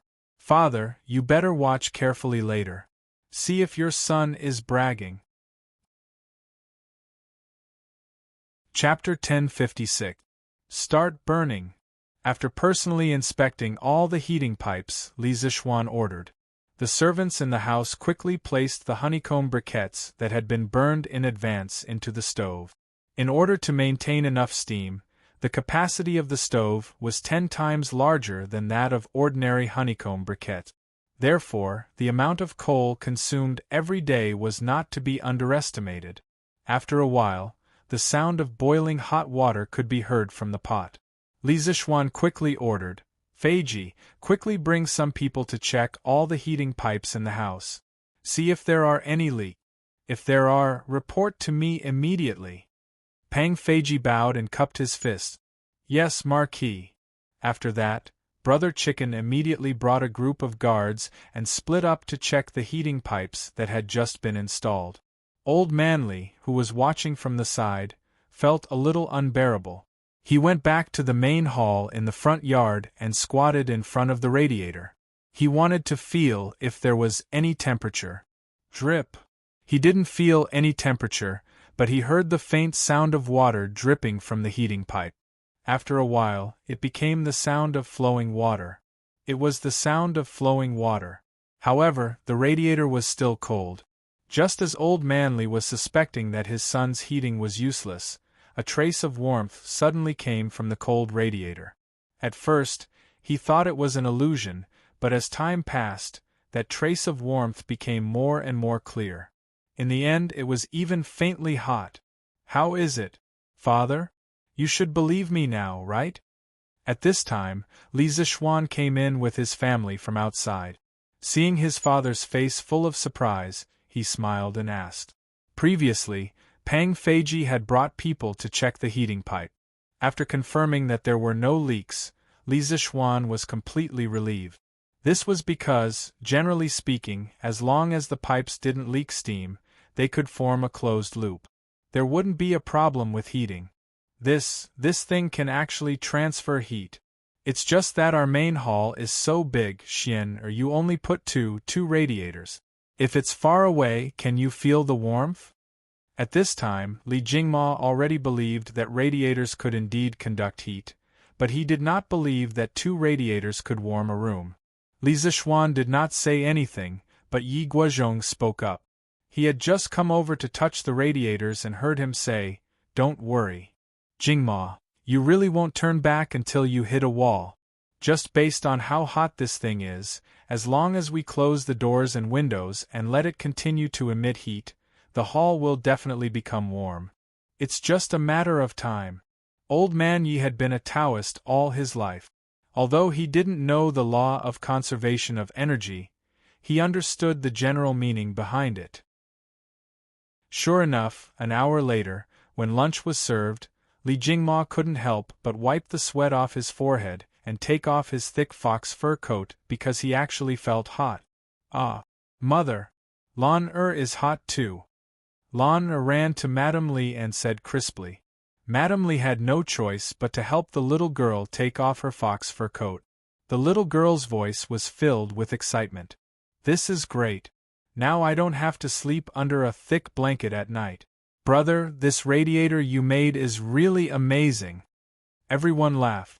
To the little girl, the radiator's only advantage was that she didn't have to sleep under a thick blanket at night. Good. This way, as long as we stay in the house during winter, we definitely won't catch a cold. And this radiator is much more comfortable than a fire. Old Madame Yi said with a smile. Speaking of which, during this trip to Chang'an, the 3 of them had seen a lot of new things. Of course. Grandmother, it's easy to get poisoned if you stay in the fire for too long, but this radiator won't have this problem at all. At most, it will make the air a little drier, but this problem can be solved by putting a basin of water in the house, Li Zixuan said with a smile. When it came to heating in winter, the most comfortable and natural method was the radiator. Even an air conditioner couldn't compare to it, let alone burning charcoal. It's really good. This time, our house can really be as warm as spring and winter.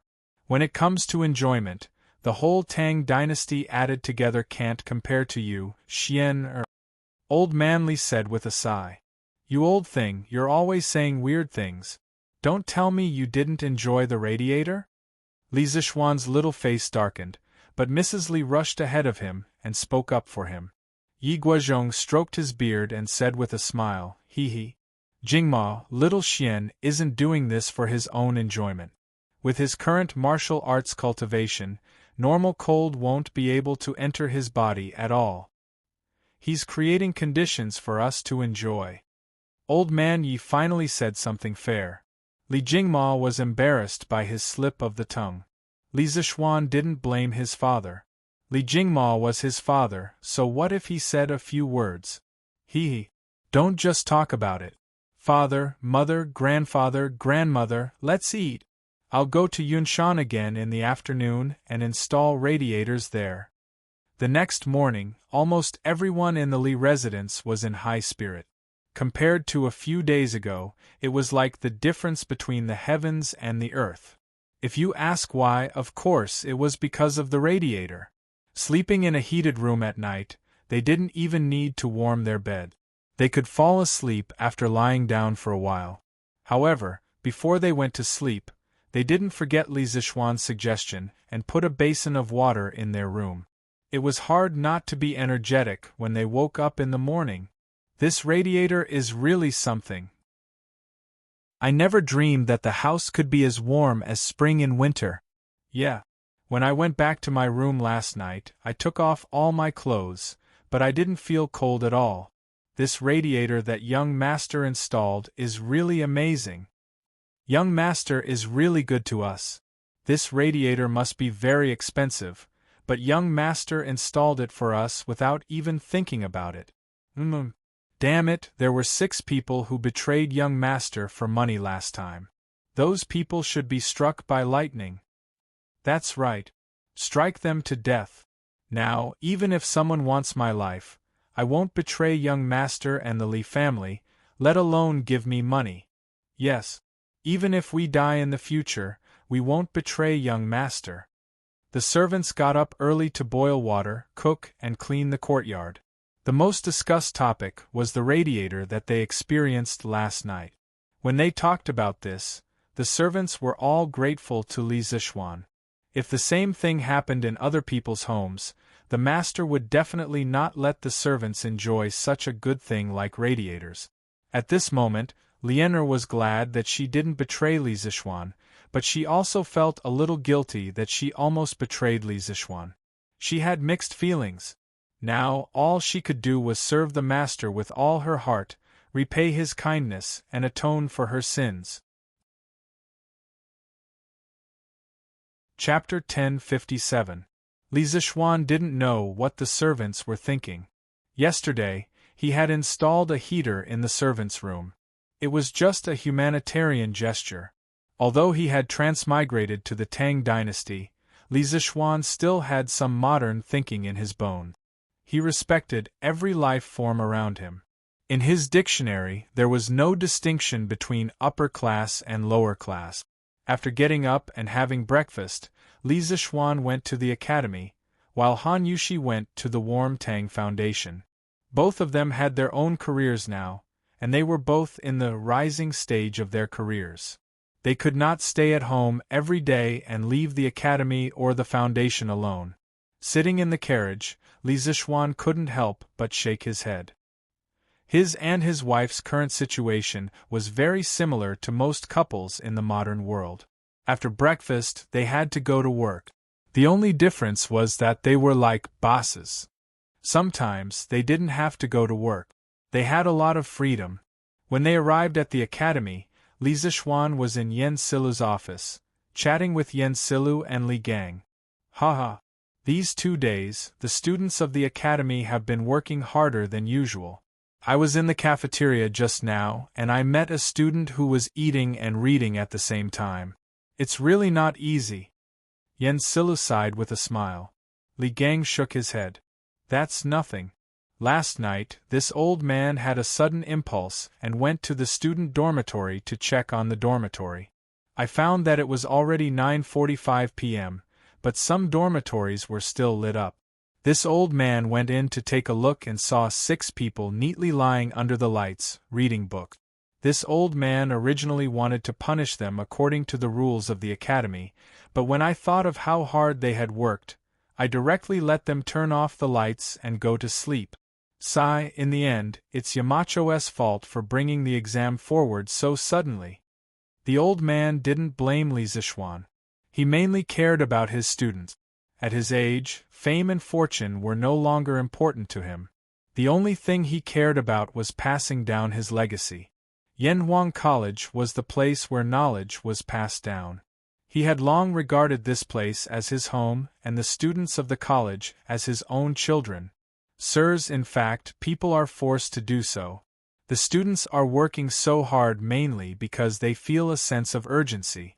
They are still young, and a little pressure can only be good for them. There is no harm. Li Zixuan explained. To Li Zixuan, who had experienced the college entrance examination in his previous life, this was not a big deal. Besides, the earlier the exam, the earlier they could enjoy it. Now that the weather was so cold, wouldn't it be great if a portion of the students could have a holiday after the exam? As for why it's only a part and not all. Oh right, Mr. Yen. After the exam this afternoon, tell the students not to leave in a hurry. I have something to announce. Li Zixuan suddenly added. Yes. Yen Silu nodded and couldn't help but ask. Is Yamacho going to announce the duration of the holiday? Starting from the time of Emperor Wu of Han, there were officially established schools. This was the Imperial College recorded in the history book. The students who studied there were called Imperial College students. At that time, the students had already established a holiday system. The main ones were the farm leave and the holiday. It was a bit like the modern winter and summer vacations. The duration of the holiday was usually 1 to 2 months. Of course, for students who traveled long distances, the time spent traveling to and from school was not included. Yenhuang College's winter vacation was considered late. The Imperial College had already started their holiday half a month ago. Haha. More or less. In the future, our college will call this holiday winter vacation, and the farm leave in the summer will be called summer vacation. In a while, I will make some arrangements for the students. The college had a lot of new concepts and terms, so it didn't matter if there was an extra winter and summer vacation. However, when Li Zixuan talked about the arrangements for the winter vacation, why did the smile on his face look so creepy? After staying at the college for a while, Li Zixuan returned to the courtyard to rest. Yesterday afternoon, he had brought some people to install a heater here. It was a good time to go in and enjoy himself. Hey, I have to find some time to install a heater in Li Gang's house too. The old man is so old, how can he stand the cold? After installing the heater, I will ask Priest's son to give him a physical examination next year. Li Zixuan was inexplicably startled. He suddenly remembered that according to history, Li Gang had less than 4 years to live. Moreover, the old man was now 81 years old. Let alone the academy, even in the entire Great Tang, people of this age were as rare as phoenix feathers and qilin horns. He absolutely had to be taken care of. Therefore, Li Zixuan planned to install a heater in Li Gang's courtyard. In addition, he was thinking of asking Sun Simiao to give Li Gang a physical examination. He sincerely hoped that his arrival could slightly change history and let Li Gang live a long life. Clang, clang, clang. In the afternoon, the sound of gongs and drums suddenly rang out in Yenhuang College. It meant that the students' 2-day final exam was finally over. Stop writing. Stand up. The teachers in the 32 examination halls gave the order at the same time and started to collect the papers. Regardless of whether the students had finished or not, they all obediently put down their pens and returned to their classrooms after handing in their papers. Then, the students started to chat. Some compared their answers, some complained that they did not do well, and some looked forward to a better life during the holidays. Suddenly, the classrooms of each class became noisy. However, not long after, the students regained their silence. This was because their respective form teachers came and brought a notice. All students gather at the sports field. The students did not find anything unusual. They guessed that Li Zixuan was probably going to tell them some things to take note of during the holidays. However, Li Zixuan's first sentence almost made the students kneel down. Students, although the final exam to test your results for this semester is over, your semester is not over yet. You have more important tasks to do next. Buzz, buzz. Without any pleasantries, Li Zixuan immediately laid out his plan. The students were still fantasizing that they could finally finish their exams and go home to relax during the holidays. They didn't expect that their dreams would be mercilessly shattered by Li Zixuan in one fell swoop. The students found it hard to accept and could not help but whisper to each other below the stage. Damn. Does Yamacho mean that they are not going to give us a holiday? No, it's going to be the Chinese New Year in about 20 days. What does Yamacho mean? Please don't give us a holiday. My house is far away. We have to leave early to go home. Otherwise, we won't be able to make it in time for the Chinese New Year. Isn't this too much? Chapter 1058. That's enough. Quiet down. The students whispered among themselves for a while before Li Zixuan used his penetrating voice to stop them. The rowdy crowd instantly quieted down. Li Zixuan continued, I'm not saying that you're not allowed to have a holiday, but there are more important things that you need to do. I'm also not saying that you're not allowed to go home for the new year. Those who live more than 200 miles away from Chang and can pack up and go home tomorrow. School will officially start on the 25th of the first lunar month next year. As soon as he said that, many of the students' faces lit up. Li Zixuan paused, then continued, "As for those who live closer to Chang'an, from tomorrow onwards, you will report to the Warm Tang Foundation. When school started, I told you that Yanwang College does not nurture useless students who only know how to study. You must apply what you've learned to benefit the country and its people. Sending you to the Warm Tang Foundation is a very valuable opportunity for you to practice. At the same time, what you're doing is very meaningful. I hope that you'll cherish this opportunity." Yamacho, what does the Warm Tang Foundation do? Yeah. Why does the name sound so weird? After listening to Li Zixuan, many of the students were confused. They were not confused because they could not have a holiday, but because they had no idea what the Warm Tang Foundation was. On the day that the Warm Tang Foundation was first established, the students had received news that the final exams would be held on Thursday. Because of that, they did not even have enough time to study, let alone read the newspaper. This included Chen Tianhua and Liao Feichen, the two part-time novel writers, who did not have time to read the newspaper. The Tang Daily's editorial department was still using the manuscripts that they had sent over last week. Therefore, more than 80% of the students had not heard of the Warm Tang Foundation that had recently become the talk of the town. Li Zixuan was stunned when he heard the whispers of the students. However, he quickly recovered and cleared his throat. "It seems that everyone has been studying hard recently. It doesn't matter if you don't know about the Warm Tang Foundation. I'll ask Mr. Ma to tell you about it now." Other than being the leader of the Academy's economics department, Ma Zhou was also the head of the editorial department of the Tang Daily. Among all the teachers in the Academy, the one who knew the most about the Warm Tang Foundation was definitely Ma Zhou. Under Li Zixuan's invitation, Ma Zhou walked up to the rostrum. He did not prepare a speech in advance. If it were someone else, they would definitely be at a loss. However, Ma Zhou was someone who had seen big scenes. How could he be afraid now? Ma Zhou quickly organized his words in his heart. Then, he looked at the students below the stage and said in a clear voice, "Students, the Warm Tang Foundation is a charity department that was personally established by the current emperor to empathize with the people. It uses the donations of the people to help the poor people." Ma Zhou was best at writing and strategy. Under his narration, Li Zixuan became the Holy Son of Heaven who worried about the people day and night, and Li Zixuan became the great philanthropist who would rather use up all his wealth to help the poor. The students could not help but be greatly moved.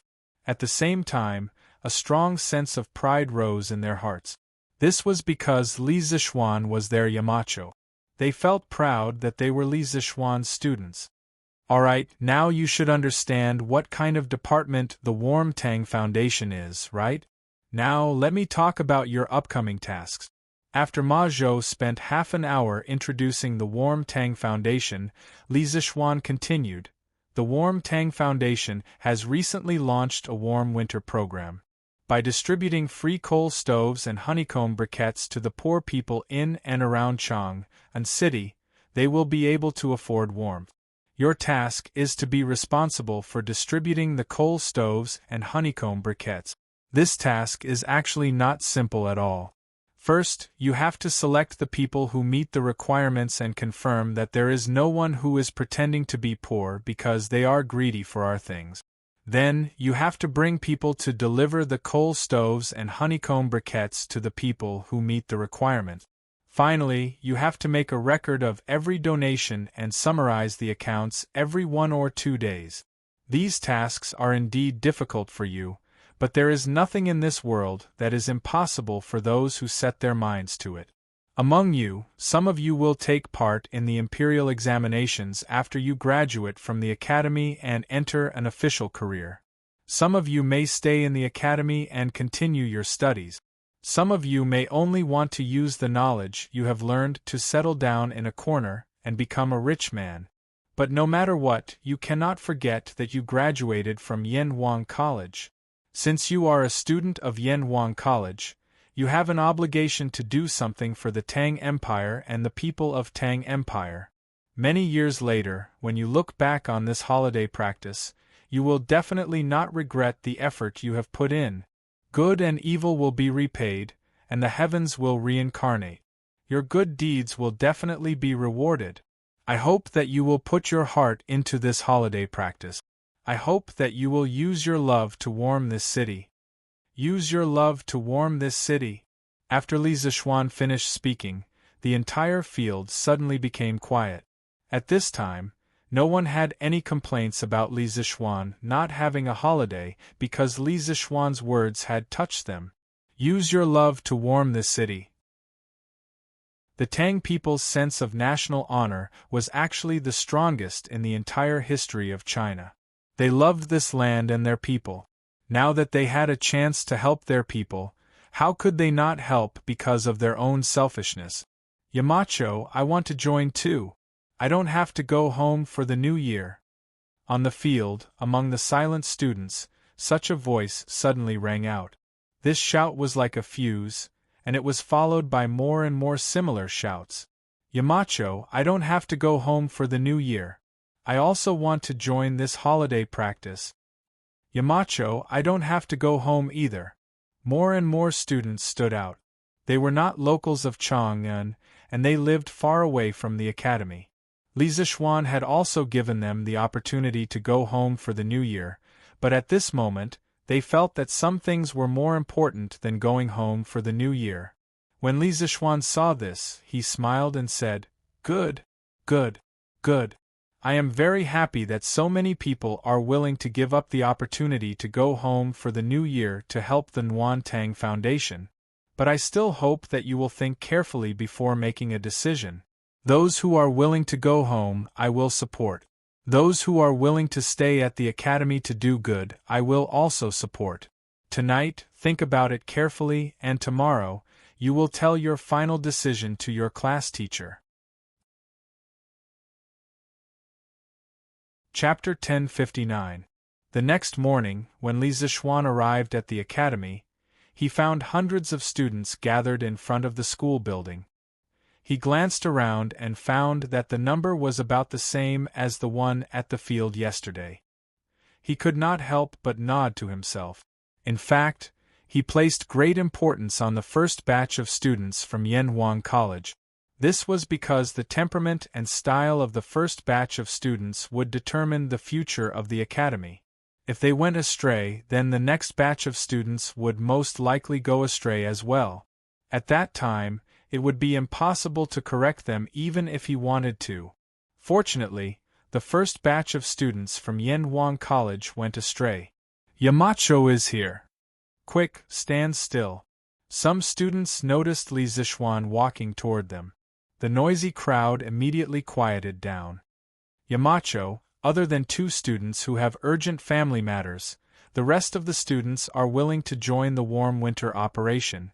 Ma Zhou walked to Li Zixuan's side and said, Li Zixuan nodded, then walked to the front of the group of students. He paused for a moment before saying, "Haha, I'm glad that most of you have chosen to stay. In the next half a month, you will definitely get more than what you put in. Alright, I've said everything that needs to be said yesterday. Let's go now. To the Warm Tang Foundation." "Okay." The students answered loudly. And so, more than 600 students, led by Li Zixuan, left Yunshan and headed toward Chang'an City.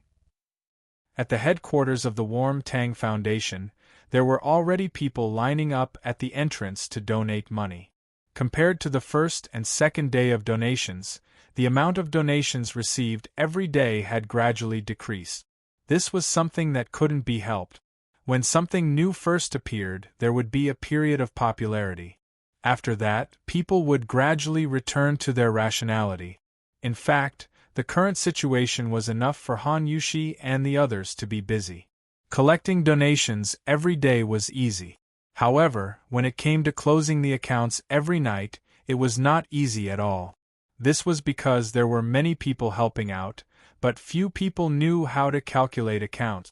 Most of the time, Han Yushi was the one who personally went into battle. Uncle Wang, arrange for someone to go to the workshop and get some more certificates of honor. I heard from Sanbao that we are running out of certificates of honor here.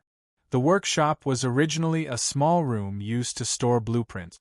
Han Yushi had transformed it into a study room. At this moment, she was sorting out the accounts while speaking to Wang Zhong. Yes, madam. Wang Zhong accepted the order and left. Han Yushi lowered her head again, but she suddenly heard a commotion outside. She thought for a moment and recalled what Li Zixuan had told her last night, so she quickly got up and walked out of the door. Sure enough, there were already hundreds of students in the front yard of the workshop. They were all dressed in scholarly robes. When they stood together, they looked really imposing. Those who were about to donate money couldn't help but whisper when they saw this scene. Wow! Where did these half-grown children come from? Are you here to help? They seem to be students from Yanhuang College. What? A student of Yanhuang College? Did Marquis bring these students to help? Ignoring these people's whispers, Li Zixuan was about to lead these students to the backyard when Han Yushi happened to come out. Greetings, madam. Before Li Zixuan could say anything, the group of students behind him shouted loudly. It was the first time most of them had seen Han Yushi. Sure enough, seeing was better than hearing about her. The students couldn't help but sigh in their hearts that Yamacho and Madame Yamacho were really a match made in heaven. Han Yushi smiled slightly and said, "No need to be so polite. I'll have to trouble you for the next few days." "It's no trouble at all." The students immediately responded when they heard this. Their voices were so loud that it was as if they had been injected with chicken blood. The corner of Li Zixuan's mouth twitched. He thought angrily in his heart, a bunch of little brats. Why didn't I see you so energetic when I asked you earlier? Okay. This is not the place to talk. Let's go to the Drunken Wind Pavilion behind. Li Zixuan waved his hand and led everyone to the Drunken Wind Pavilion behind the workshop. It was his original office courtyard and also the place where he had invented the wireless telegraph. He planned to divide the work and make some strategic arrangements for the students there. Qingke, now the county magistrates of the 22 counties under Chang, and will cooperate with our work. From today onwards, you will be the first team leader of Operation Warm Winter. You will be responsible for bringing people to contact the county magistrates. You have to quickly draw up a list of the poor in each county. Tell them not to over-report or under-report. Otherwise, if I find out, I will definitely settle the score with them. More than 600 teachers and students were gathered in the Drunken Wind Pavilion. Of course, the house couldn't hold so many people. Li Zixuan simply held an impromptu meeting under a pavilion in the courtyard. Li Tai was the most suitable person to be in charge of contacting the local magistrates. With this little fatty around, how would the county magistrates dare to be sloppy? If you ask them to go east, they wouldn't dare to go west. Li Tai didn't expect good things to come so quickly. He couldn't help but feel energized. He quickly nodded and said, "Yes, Yamacho. I guarantee that we will complete the task. But, how many people are there in the first team?" Li Zixuan thought for a moment and said, "I will allow you to have 100 people. You can choose your own people. Of course, the other students can also recommend themselves. But in the end, both sides have to agree." "Okay. Qingke understands." Li Tai nodded and replied. Li Zixuan continued, "Li Ku, I appoint you as the second team leader of Operation Warm Tang. Qing Chumo will be the vice leader.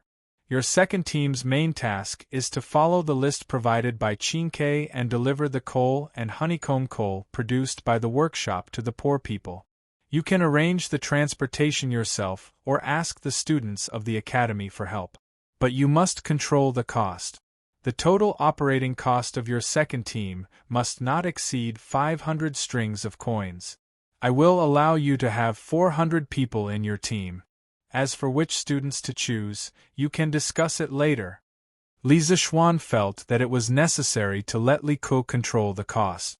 Otherwise, this child could directly spend money to hire thousands of people to help deliver the goods. Then the rest of the students would be useless. This was not the way to do charity. Yes, Yamacho. Li Ku frowned, but he still replied in the end. Okay, Yamacho. Ching Chumo was also a little excited. He secretly thought that Li Zishuan didn't cheat him this time. Li Zishuan then said, Bruiser, I appoint you as the leader of the third team for Operation Warm Winter. Meng Wenhao and Li Yan will each be the vice leaders. I'll allow your team to have 138 members. You'll be responsible for keeping track of the account. First, you'll need to check the accounts of the Warm Tang Foundation every day. Second, you'll need to record every expenditure of the workshop. All the accounts must be done clearly, do you understand? Yes, master. Yes, Yamacho. The three of them replied in unison. After everything was done, Li Zishuan stood up and said, Well then, Operation Warm Winter will officially start from now on. Now, you will all be in your teams. Everyone must choose a team. After you are in your teams, follow my instructions and start working. Chapter 1060. Inside the Drunken Wind Pavilion. The students were quickly divided into teams according to the size of their respective teams.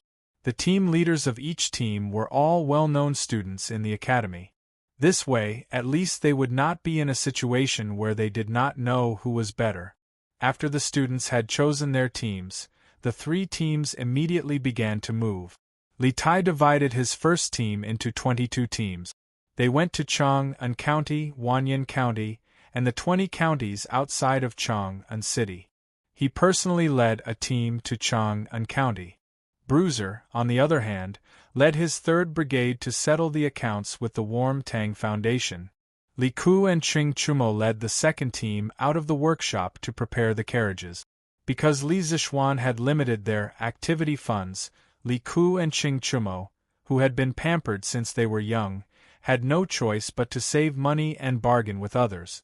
What? You charge 20 copper coins a day to rent a horse here?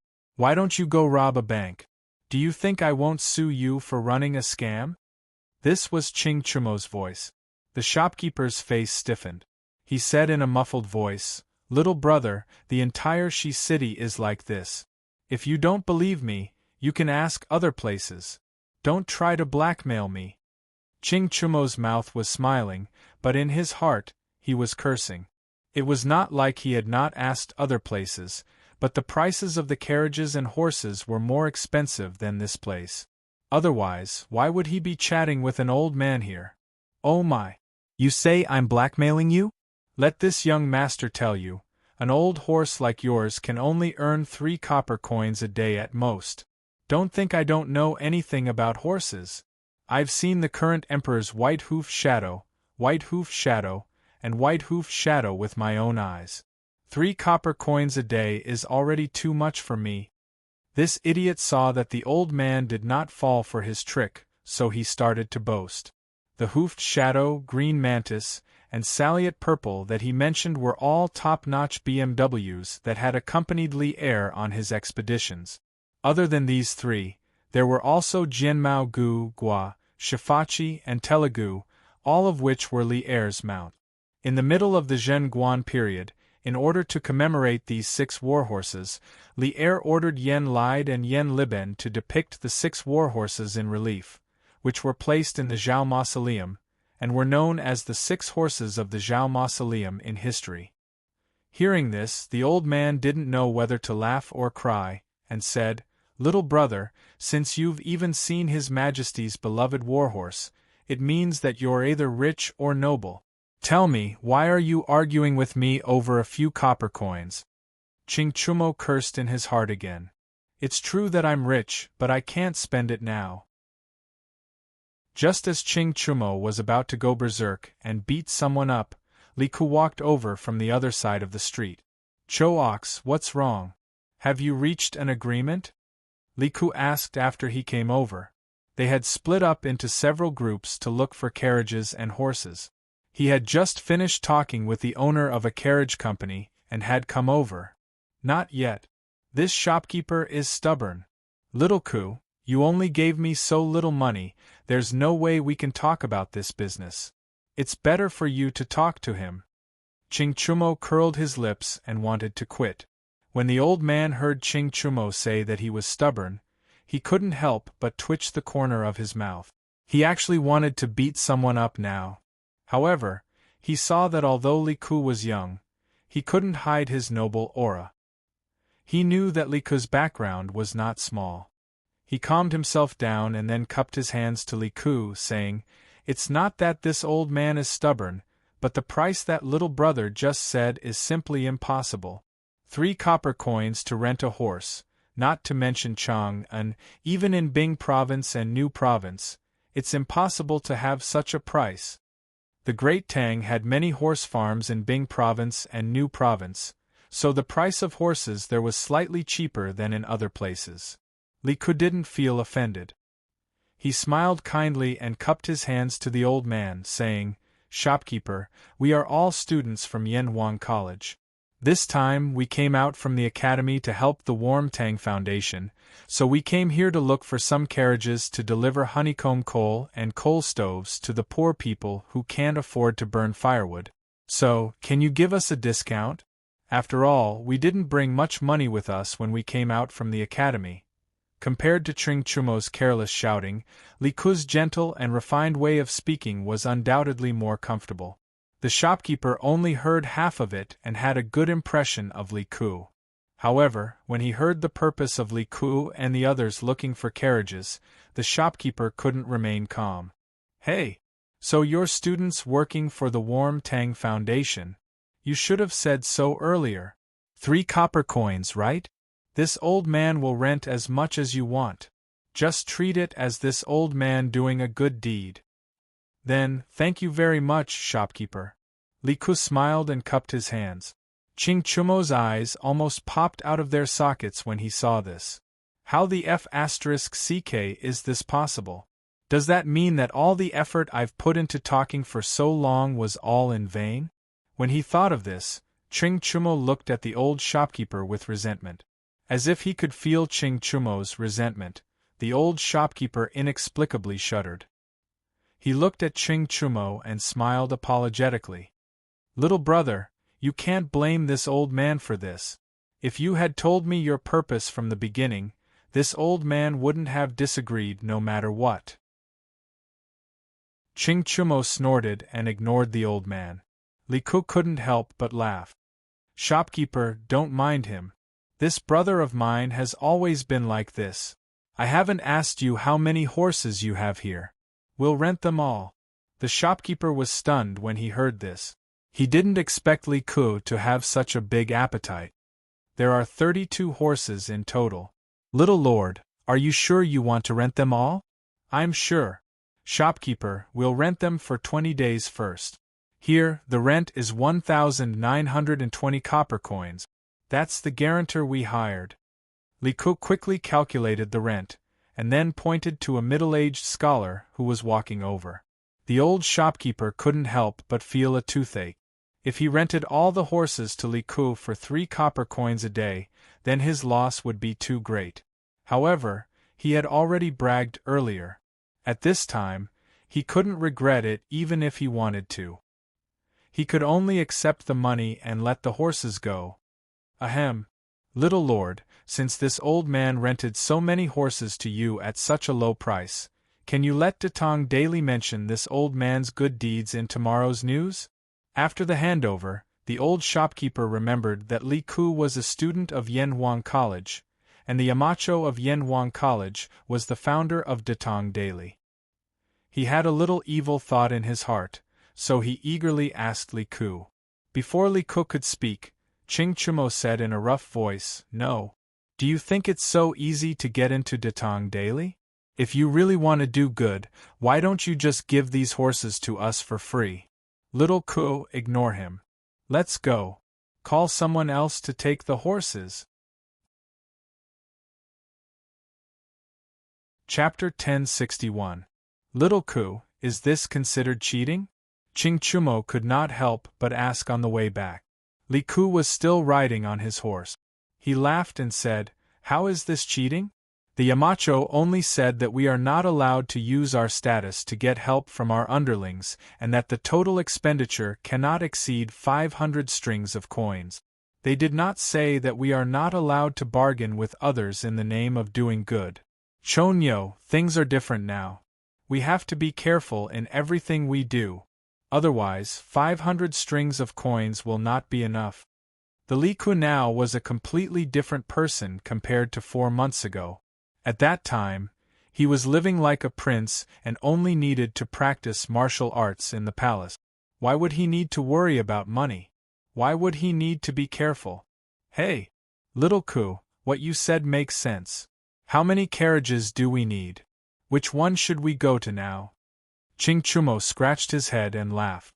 Actually, as long as they could complete the mission and not be caught by Li Zixuan, he could not be bothered to find out if this was cheating. Li Ku's lips curled into a smile.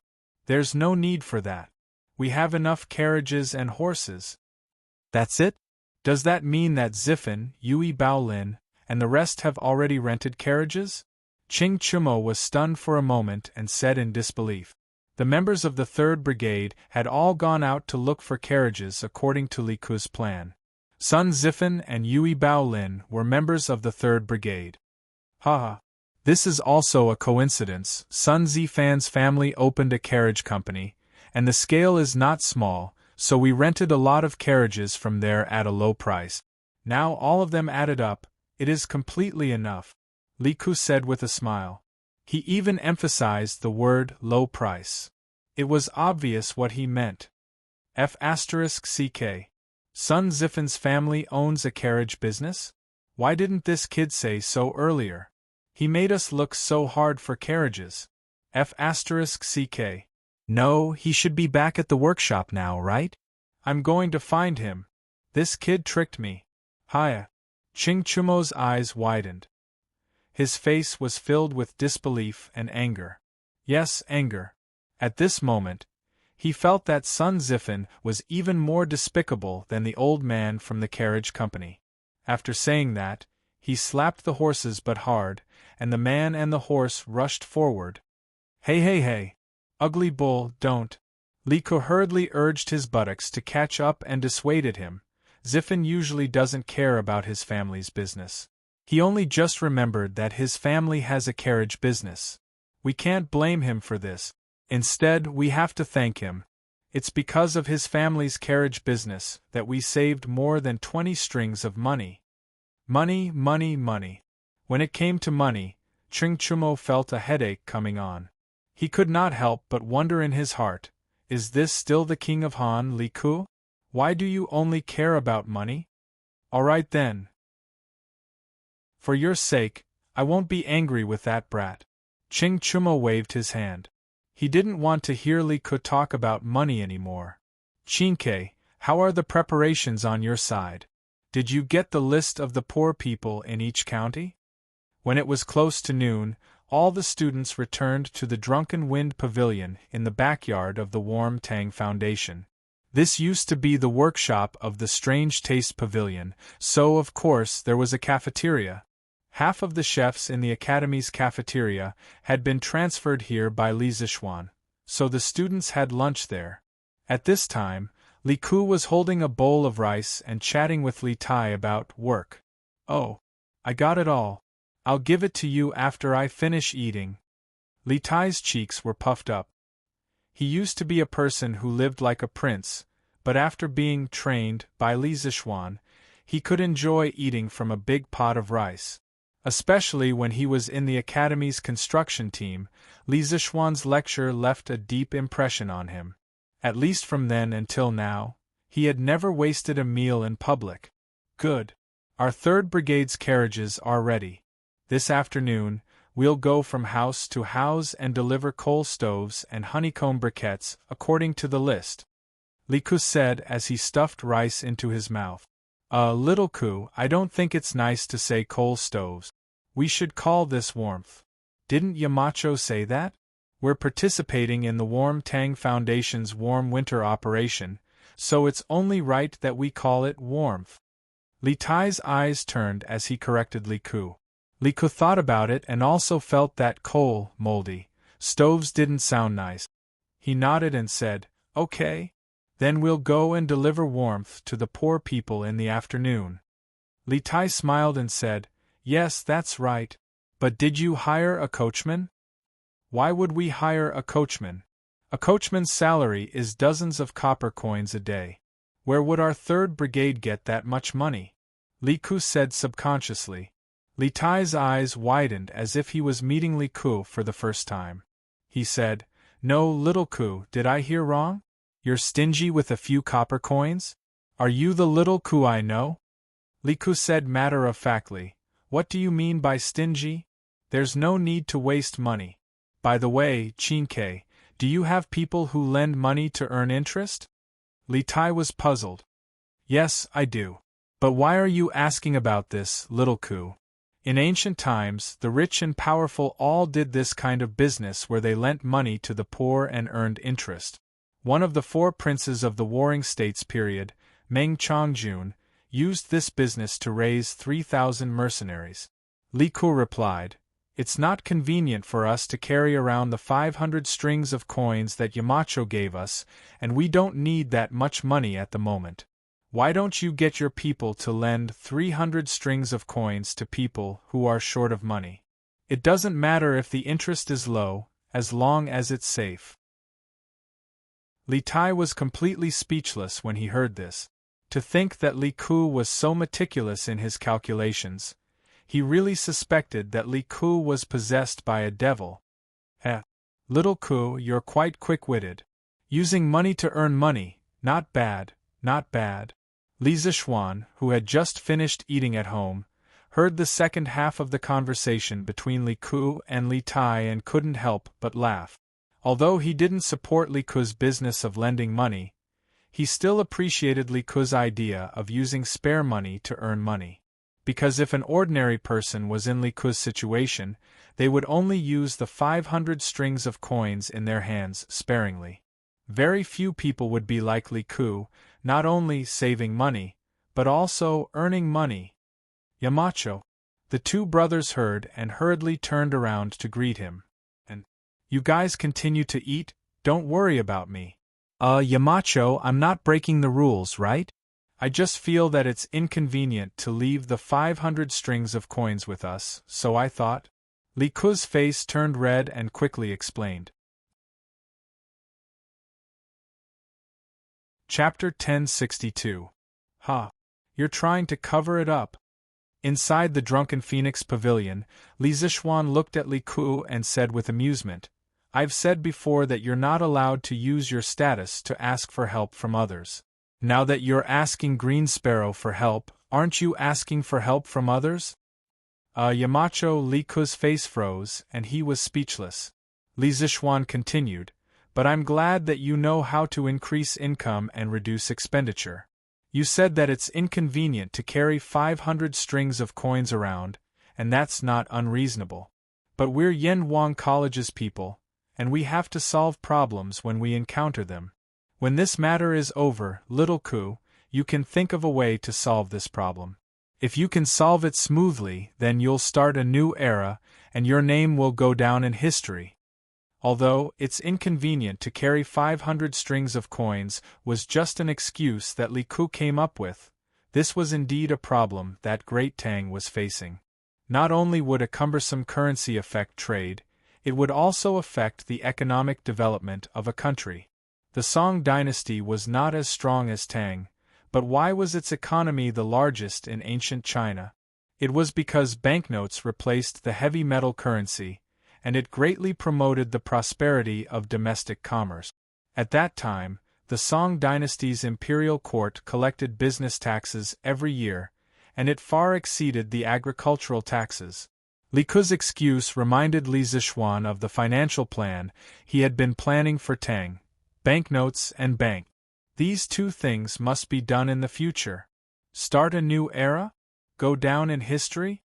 Li Ke originally thought that he would be reprimanded, but he never expected to hear such a shocking thing from Li Zishuan. His breathing became a little rapid. Yamacho, what method is so powerful? It can go down in history directly? Li Zishuan laughed. You have to think about it yourself. Come find me when you've thought about it. After that, he left with his hands behind his back, leaving a stunned Li Ke behind. Hey! Little Ke, don't think about it. Eat first, we still have work to do in the afternoon. Li Tai saw that his brother seemed to have lost his soul, so he pushed Li Ke's arm and said, Oh, Li Ke came back to his senses and continued to shovel rice into his mouth. Tai Zhu, open the door. The people from the Warm Tang Foundation are here to deliver the coal stove. In the afternoon, in the Maojia village of Xinfen County outside Chang'an City, 4 or 5 students from Yanhuang College were driving a carriage. They followed a middle-aged man with a stocky back and a bear-like waist and knocked on a shabby courtyard door. Mao Lijing, our captain said that it's to send warmth. You can't call for coal stoves. It turned out that this middle-aged man was Li Zheng of Mao Village. Hearing him shout like that, the students behind him quickly corrected him. Ha! Fine. That's called sending warmth. As expected of a scholar, even the way he speaks is different from the people in our village. Mao Lijing didn't get angry. Instead, he gave a simple and honest laugh. Then he shouted towards the dilapidated courtyard, Hey! Tai Zhu, open the door. Someone is here to bring you warmth. Only then did a skinny little girl come out of the courtyard. It was winter, but she was only wearing a few pieces of unlined clothing. Moreover, they were all tattered. If one looked closely, one could see that her 2 legs were trembling. Li Zheng, you're here. The little girl opened the courtyard door and greeted Mao Lijing. Then she timidly began to look at the students behind Mao Lijing. Ha! Deya, where's your father and mother? Mao Lijing walked in with the students of the academy. He looked around and then asked, Li Zheng, my mother went to the mountains to collect firewood. My father's legs acted up again 2 days ago. He's still in bed now. The little girl replied, What? Tai Zhu's legs aren't listening to him again? Sigh. It's not good to have an attack in the winter. Mao Lijing was stunned. He sighed in surprise and then said to the students behind him, Hey, you guys don't know. Tai Zhu accidentally broke his leg when he was hunting in the mountains. Every time it's cold, he can't get out of bed. Therefore, in autumn and winter, it's usually Deya's mother who is busy with the work inside and outside the house. Sigh. Let's not talk about this first. Come in. Deya, go and boil some hot water. Today we're all literary stars. We're here to bring coal to your family, to bring warmth. After that, Mao Lijing led the group of Yanhuang College students inside. Mao Lijing, you go in first. We'll go and take down the coal stove and honeycomb briquettes from the car. A student said. Only then did Mao Lijing realize that there was a car full of warmth behind him. He patted his head and said, Hey! Look at my memory. I almost forgot about this. You guys are all literary stars. How can you do this kind of rough work? You guys go in and rest. I'll do it. I guarantee it won't be wrong. Although Yanhuang College was in Lantian County, it was very famous. Not to mention Xinfen County, even hundreds of miles away from Lantian County, there was no one who didn't know about it. Yanhuang College's tall and magnificent building had become the immortal palace in the human world through word of mouth. Students who could get into Yanhuang College were naturally literary stars. Moreover, Li Zixuan, the Yamacho of Yanhuang College, was full of righteousness. He had always taken care of the people in his fief. Everyone knew about his benevolence. Therefore, the people were very respectful to Li Zixuan and Li Zixuan's students. Don't. Mao Li Zheng. Before we went down the mountain, the Yamacho told us that we have to do it ourselves. We can't let others do it. Thank you for your kindness. The students of the college quickly stopped him. Sigh. Fine. Since that's the case, I won't break the rules of your college. But you guys are so soft and tender. Oh no, I mean you guys who study all year round. How can you move this? Haha. Mao Li Zheng, don't worry. We moved this up ourselves. Of course we can move it down. Half an hour later, the students moved a coal stove and 50 honeycomb briquettes into the dilapidated house. After patiently teaching the little girl how to use the coal stove and repeatedly reminding her to pay attention to the ventilation when burning the briquettes for warmth, the students left under the little girl's sparkling eyes and the man named Tieju's endless gratitude. They still had to hurry to the next house. Big brother! Wait a minute. Which one of you dropped your money bag? But who knew that the group of students hadn't gone far when the little girl chased after them again. She was holding an exquisite black purse in her hand. The whistling north wind messed up her hair and blew her little face red, but it still didn't stop her footsteps. Huff huff. Big brother, look, which one of you dropped your money bag in the house? Chapter 1063. Haha. Zixuan, what kind of memory do you have? How could you forget the money pouch? Luckily, the girl from the farmer's family was honest. Otherwise, where would you find it later? On the way, the group of Yanhuang College students joked with each other. It turned out that it was Di Zixuan who dropped the money pouch just now. Chu Suiliang's son, Chu Yanfu, was also among them. Di Zixuan just shook his head and smiled when others made fun of him. Zixuan, you deliberately left the money pouch in their house, didn't you? Those who could get into Yanhuang College were not fools. One of the students couldn't help but ask. As soon as the words came out, everyone was stunned. Several pairs of eyes looked at Di Zixuan. Di Zixuan smiled helplessly and said, I also saw that family's life was really difficult. But if I gave them money openly, they definitely wouldn't accept it. So I thought of this idea. I didn't expect that girl to be so honest. Alas. In fact, it's only a few hundred coins. Even if it's lost, it won't hurt at all for you and me. But for that family, it's a life-saving money. We've sent coal furnaces to almost 5 families today. To be honest, I admire Yamacho's wise decision. If we didn't go down the mountain this time, many of us might not know how difficult it is for the common people to live. Alas. As soon as he said this, the group of people who were laughing and joking just now suddenly fell silent. Among them, Di Zixuan and Chu Yanfu were from the families of officials, while the other 3 students were from the families of merchants. They really didn't know what was called suffering in the world since they were young. Mao Tieju's poor family just now also touched them a lot. There were still common people who lived such a poor life. There were still such poor people in the world. Zixuan, you were right. If I had known, I would have secretly hidden some money in their house just now. The student who laughed at Di Zixuan's carelessness just now said in a low mood. Haha. Chinny, it's useless. Even if they can't find the money you hid now, once they find it later, they'll come back to return it to you no matter where you go. Di Zixuan shook his head.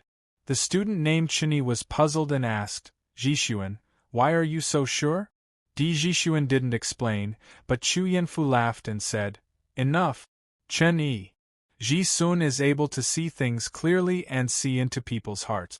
In this aspect, you shouldn't doubt him. Haha. Let's go. It's almost time for the next one. Di Zixuan's team was not the only one who encountered such poor people. In the evening, all the students returned to Yanhuang College. Compared to the students of the other 2 brigades, the students of the 2nd Brigade, who were responsible for delivering coal stoves and honeycomb briquettes to the poor, were obviously in low spirits. Even Ching Chumo and Yuchi Baolin, who were careless, were quiet when they were eating in the canteen at night. Clearly, what they had seen and heard this afternoon had greatly affected these students. Yamacho, the students don't seem to be in a good mood. Coming out of the canteen, Yen Silu said to Li Zixuan. According to Li Zixuan's rules, the teachers of the academy were not allowed to intervene in the whole process of organizing the students to do good deeds down the mountain. They were only responsible for the logistics at most. Therefore, Yen Silu did not know much about the students' experience this afternoon. However, the old teacher had experienced the vicissitudes of life. How could he not see that the students were in low spirits? Li Zixuan stopped in his tracks, nodded and replied, They must have seen too much suffering in the world today. This was also good. There were some things that could only be learned after experiencing it.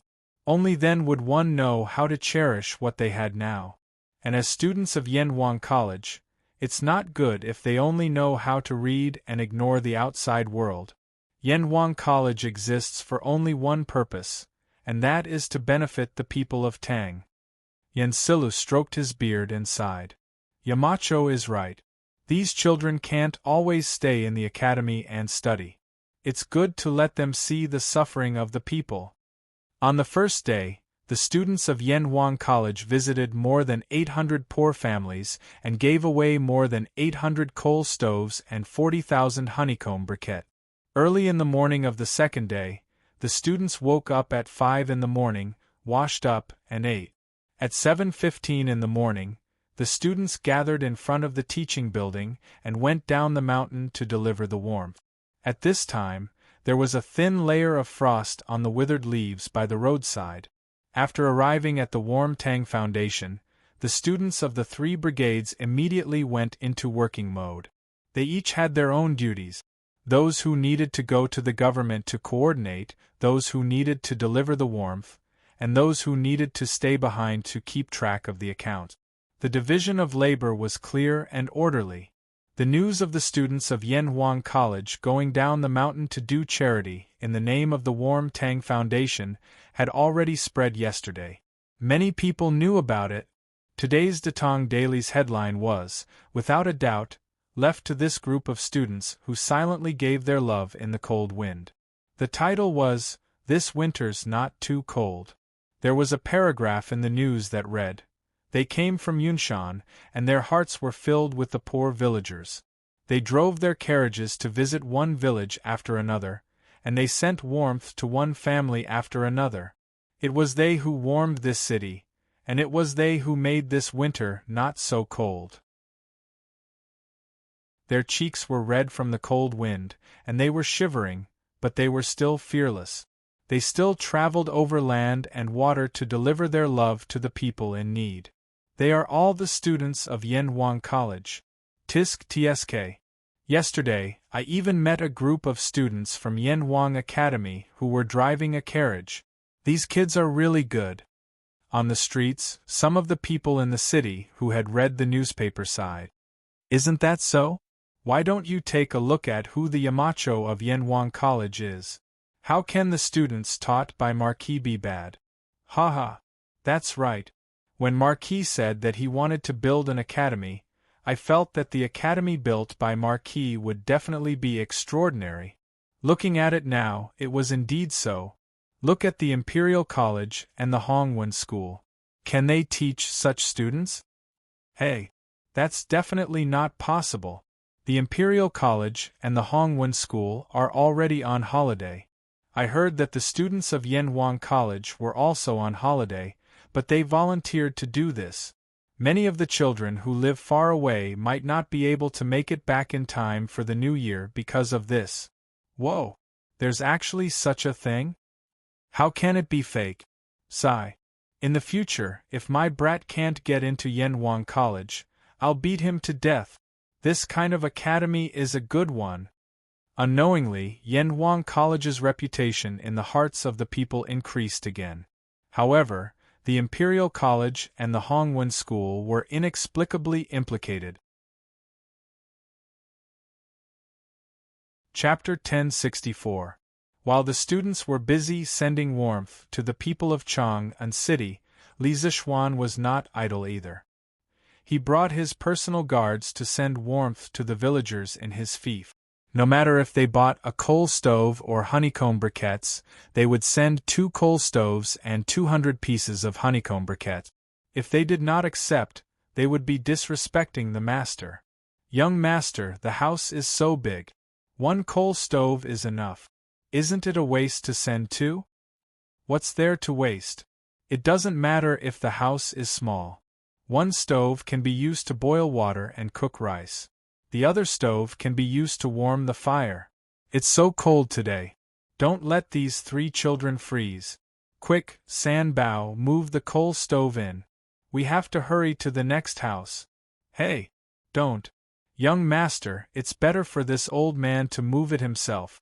We can't tire your men out. San Bao chuckled and said, Second Master Han, it's not tiring. San Bao won't tire himself out with this kind of work. Let me do it. After unloading the coal stove and honeycomb briquettes in Second Master Han's house, the small team continued to send warmth to the next house. When they went out, they met Hu Hanyun, who had heard the news and rushed over. Young master, it's so cold today. Why did you come over personally? Even if you want to send things to the villagers, you don't have to do it yourself. Han Lijing was now at Hudong Road. Old Hu was now the acting Lijing of the Han family manor. If there was any trouble in the manor, he would be the first to know. This time, Li Zixuan was really planning to visit every single household in his fief.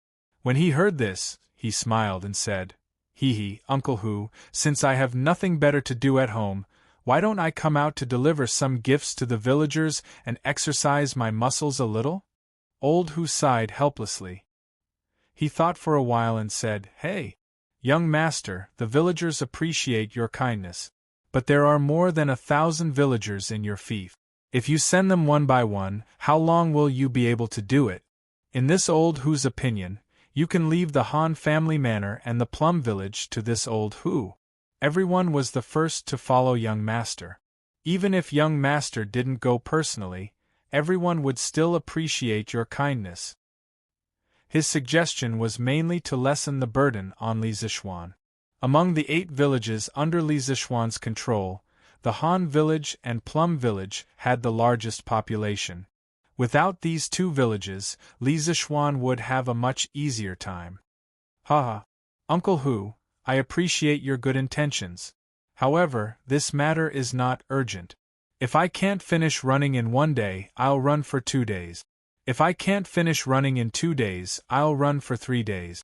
I can't just go to one house and not go to another, right? It just so happens that the academy doesn't have classes now, so I still have time. Li Zixuan said with a smile. Actually, he wasn't doing this because he had nothing better to do. Previously, when he was conferred the title of Marquis, Li Er had rewarded him with some land. Later on, he had merged into a few villages.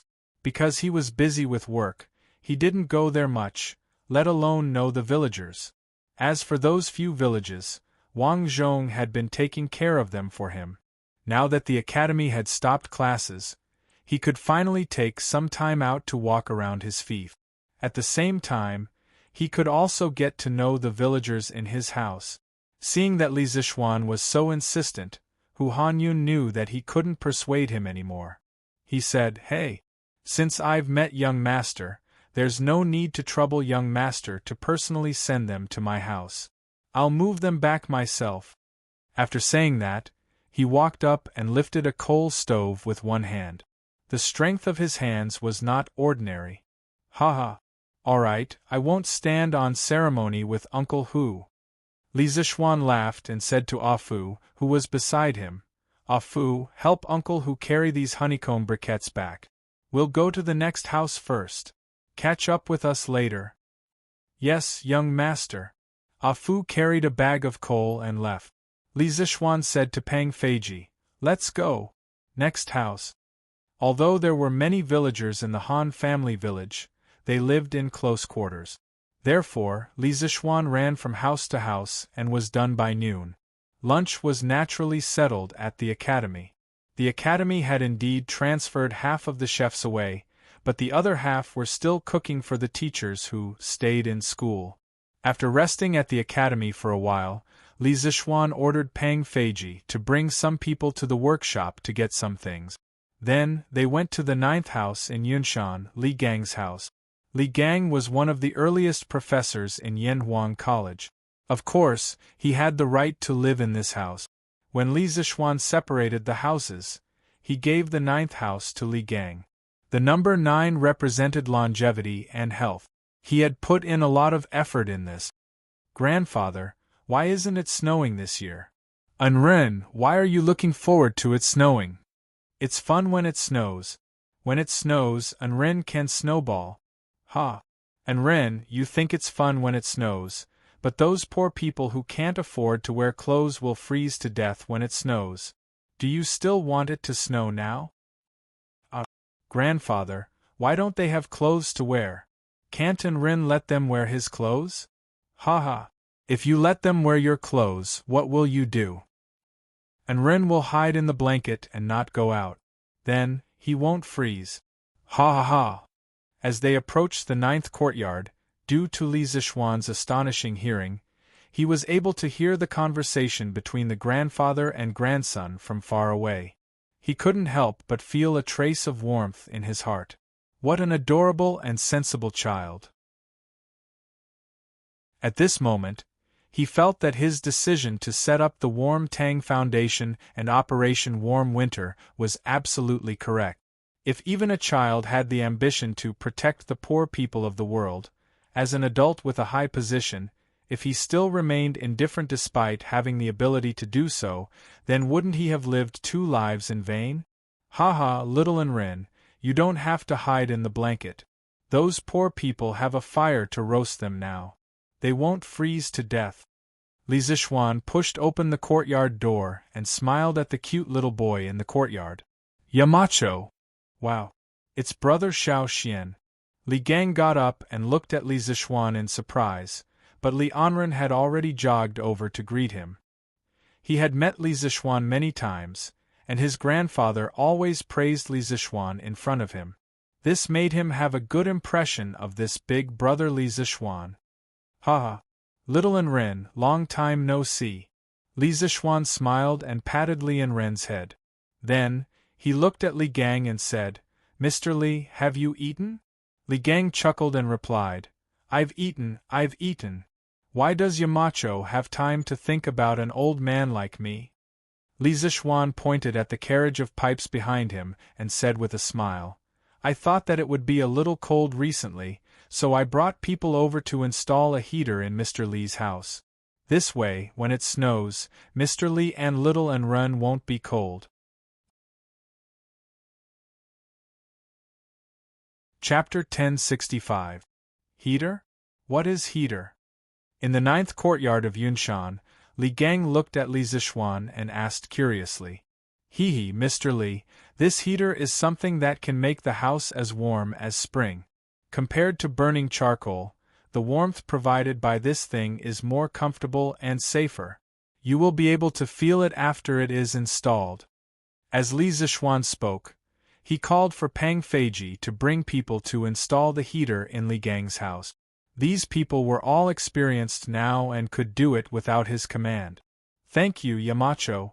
Li Gang was touched. Regardless of whether the heater was good or not, just the fact that Li Zixuan had brought people here and put in so much effort was enough to move him. Brother Xiao Xian, can these iron pipes make the house warm?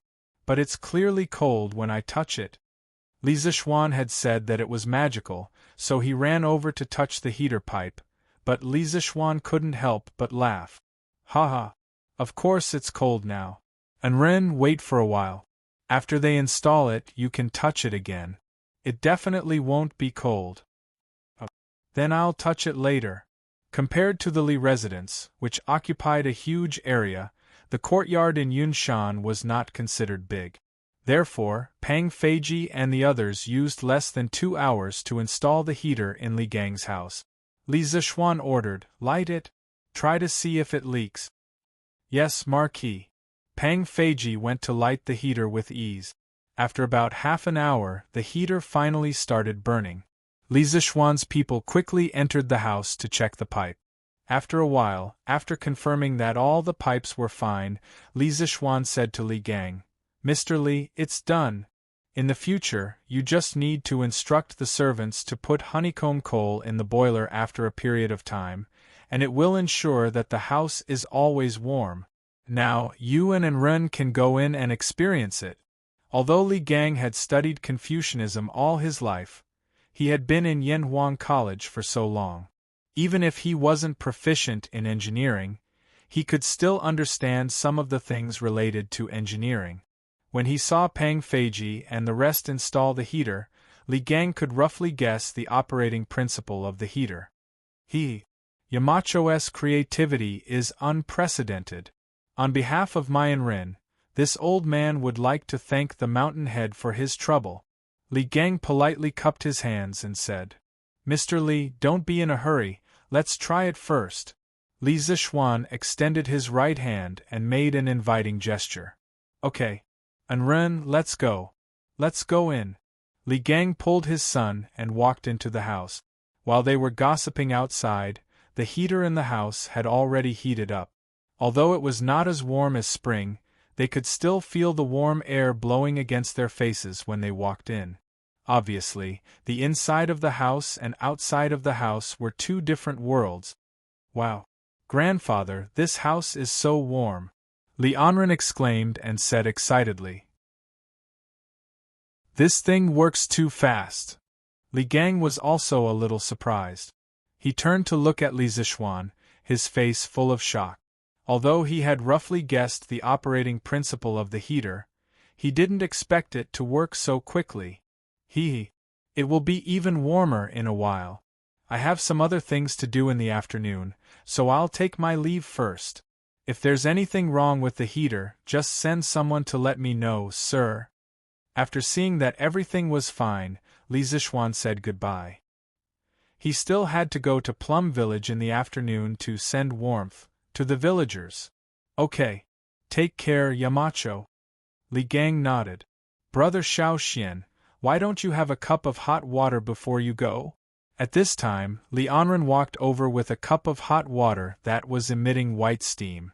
Li Zishuan was afraid that the child would accidentally burn himself, so he hurriedly stepped forward and took the teacup, saying, "Anren, be good. You're all grown up now, so you have to take care of your grandfather, okay?" "Okay. Anren will definitely." After coming down from Yinshan, Li Zishuan went to the workshop to get a few carts of warmth, and continued to send warmth. The students of Yanhuang College weren't idle either. Needless to say, the students of the 2nd Brigade had been rushing around in their carriages since morning. Unlike Li Zishuan's situation, the villagers on the list they got from the government rarely lived together, so they had to travel a long distance to deliver the warmth. Naturally, it wasn't as convenient as Li Zishuan's method of delivering the warmth from door to door. After more than a day of hard work, the 1st Brigade was almost done contacting the government. Li Tai now had a list of the poor people in more than 20 counties near Chang'an. In total, there were about 20,000 households. What was even more amusing was that Li Tai even received a list of poor people from some counties not near Chang'an. They hoped that Li Tai could ask the Foundation to help them. Li Tai could only put the list aside helplessly. Their mission now was mainly in Chang'an city and the 20 counties around Chang'an. According to the current speed of the 2nd Brigade's warmth delivery, it would take at least a month to send all the poor people on the list. There were less than 20 days left until the new year. Li Tai wanted to help all the poor families before the new year. Therefore, in the afternoon, he brought more than 100 people from the 1st Brigade and joined the 2nd Brigade. More than 500 students followed the name list and started their journey of sending warmth again. Li Tai could do this mainly because Li Zixuan had already completed the task of collecting the list for the 1st Brigade. 3 days passed in the blink of an eye. Including the first day, the students had actually been warm messengers for 4 days. In these 4 days, the speed of their warmth gradually increased. On the first day, they sent 800 families.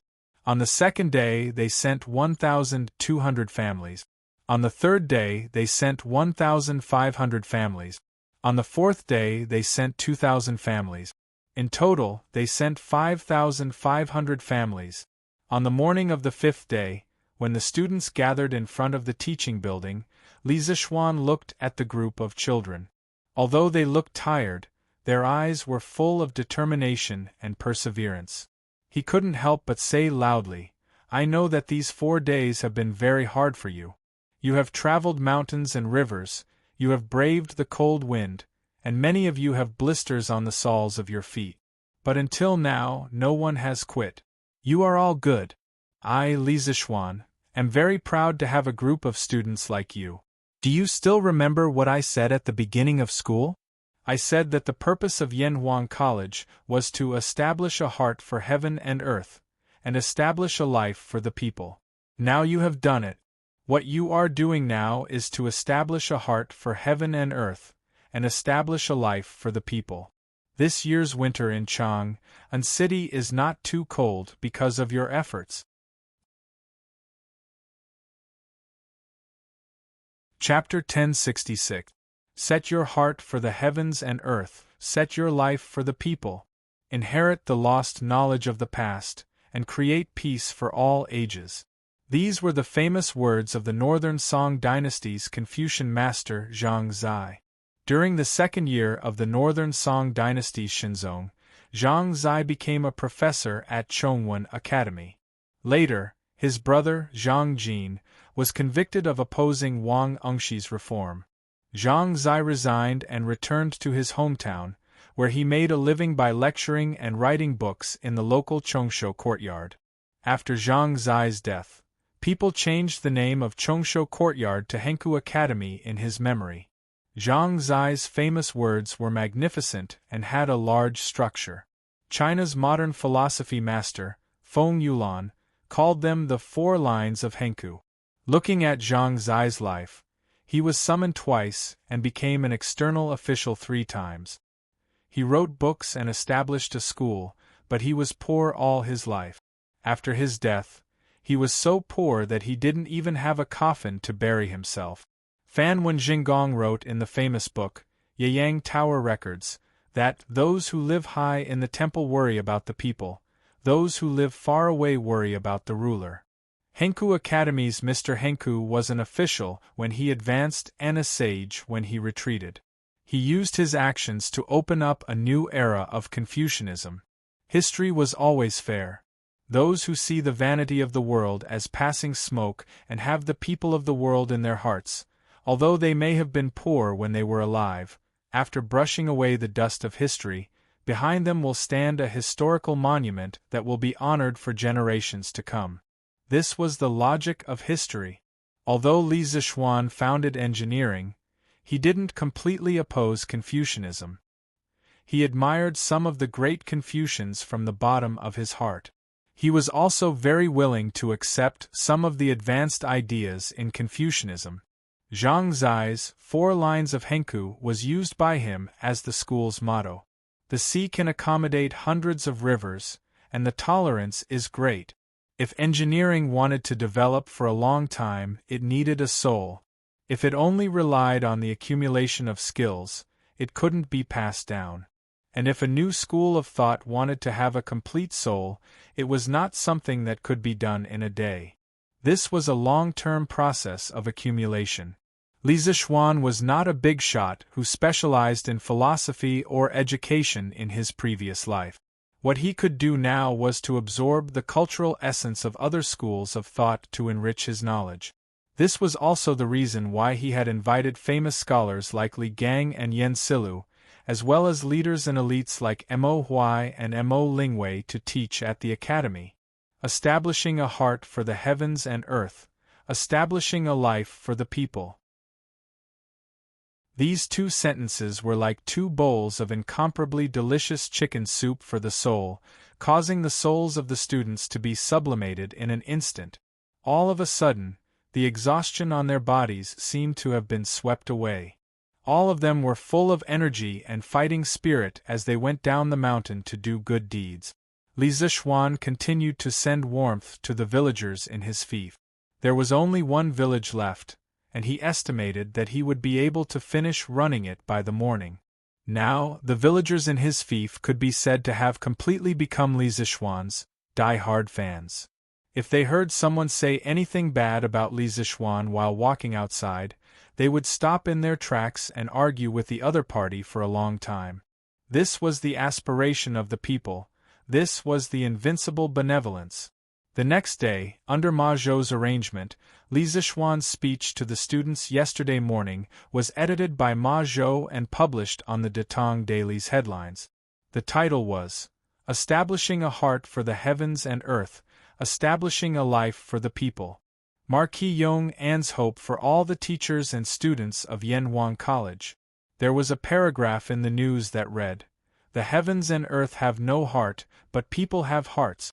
The heart of a person is to be born with a benevolent heart of universal love and help the people, and the heart of a saint like the Grand Duke. Using rational cognition to think about the principles of all things in the heavens and earth, this is establishing a heart for the heavens and earth." Mencius said, "Those who do their best know their nature. Know their nature and know the heavens. Keep a heart, nurture a nature, and so do the heavens. Live a long life, cultivate the body to wait for it, and so establish a life." A sage's aspiration is to establish a life for the people and our compatriots, so that there is nothing in the world that cannot be found. Only then can it be complete, and cannot be satisfied with just oneself or a few gentlemen settling down and living their lives. Such an atmosphere is establishing a life for the people. Recently, there was a lot of news on Tang Daily about Yanhuang College's students running around and helping the needy. The people now had a good impression of Yanhuang College. After they saw this headline, although they didn't quite understand what Ma Zhou meant by writing a bunch of people, they felt that it was very awesome. This was probably what it meant to not understand clearly. But when the scholars saw this news, they couldn't remain calm. Establishing a heart for the heavens and earth, establishing a life for the people. What great courage! What a broad-minded mind! In a 3-story house near the Imperial College, Kong Ingdao was holding the latest issue of Tang Daily. His hands were trembling. Other than shock, there was also a trace of regret on his face. Establishing a heart for the heavens and earth, establishing a life for the people? This person has such a big tone. Grandfather, who said this? A youth beside Kong Ingda raised his head and asked. Sigh.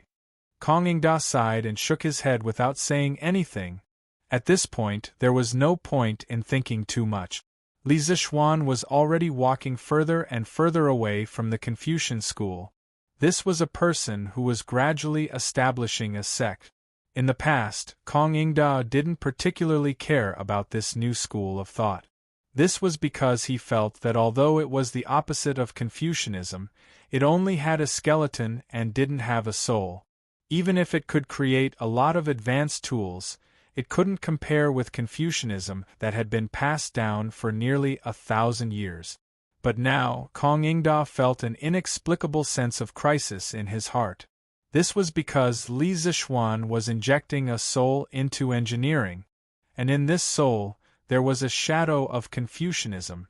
Inclusive, learned from others' strong points, and could be used for oneself.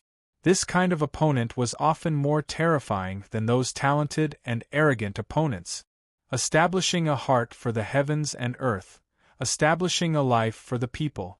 What kind of place is Yanhuang College? After reading the headlines on Tang Daily, the scholars couldn't help but have such doubts in their hearts. Previously, they had regarded engineering as a different kind of school. But now, why did it have a hint of Confucianism in it? Imperial Palace, Sweet Dew Hall. Li Er's lips curled into a smile. Ha ha. Establishing a heart for the heavens and earth, establishing a life for the people. Guanyin maid, this kid has such a big tone. Zhang Sun tightened the fox fur coat on her body and tilted her head to look at the newspaper in Li Er's hand. After a while, she smiled and said, Your Majesty, the Marquis of Yong'an is very knowledgeable and ambitious. He's really a talent for governing the country. I congratulate Your Majesty on getting such a talent. Li Er couldn't help but laugh. Ha ha. If that kid hears Guanyin maid praising him like this, his mouth will definitely be crooked from laughing. Chapter 1067. Husband, I've been looking at the Warm Tang Foundation's accounts for the past 2 days, and found some problems. When it was almost noon, Han Yushi took an account book and found Li Zixuan in West Courtyard. There were only 2 alleys between Yongla Lane and Ne Lane, where the Warm Tang Foundation's headquarters was located. Now that a group of top students from Yanhuang College had joined the foundation, the pressure on Han Yushi instantly disappeared. She didn't even need to do the accounting. This was because the people from Yanhuang College were very good at accounting. Compared to them, she was a layman. Therefore, Han Yushi didn't need to stay at the Warm Tang Foundation all day. Under normal circumstances, she only needed to go once or twice a day. Moreover, the 2 places were close to each other, so it wouldn't take long for her to go back and forth. Oh? Wife, what problem did you find? Li Zixuan, who was leaning against the couch and reading a book, raised his head and asked in surprise. Han Yushi held the account book, bent down, and said, Husband, look. The Warm Tang Foundation has received nearly 400,000 strings of cash so far, but according to the list Qin Ke got, the poor people we need to help only add up to about 20,000. If we spend 200 copper coins per household, it'll only add up to 5 or 6,000 strings of cash. Compared to the total amount of donations, this is just a drop in the bucket. Li Zixuan frowned. He really hadn't considered this problem at the time. Recently, he had let his wife and students manage the charity business under him, so he didn't know much about the 20,000 poor families. After thinking for a while, he muttered to himself in confusion, What's the matter? Could it be that what I said back then scared the county magistrates? Previously, when he assigned the task to Li Tai, he said that he had to instruct the county magistrates to draw up a list of the poor as soon as possible.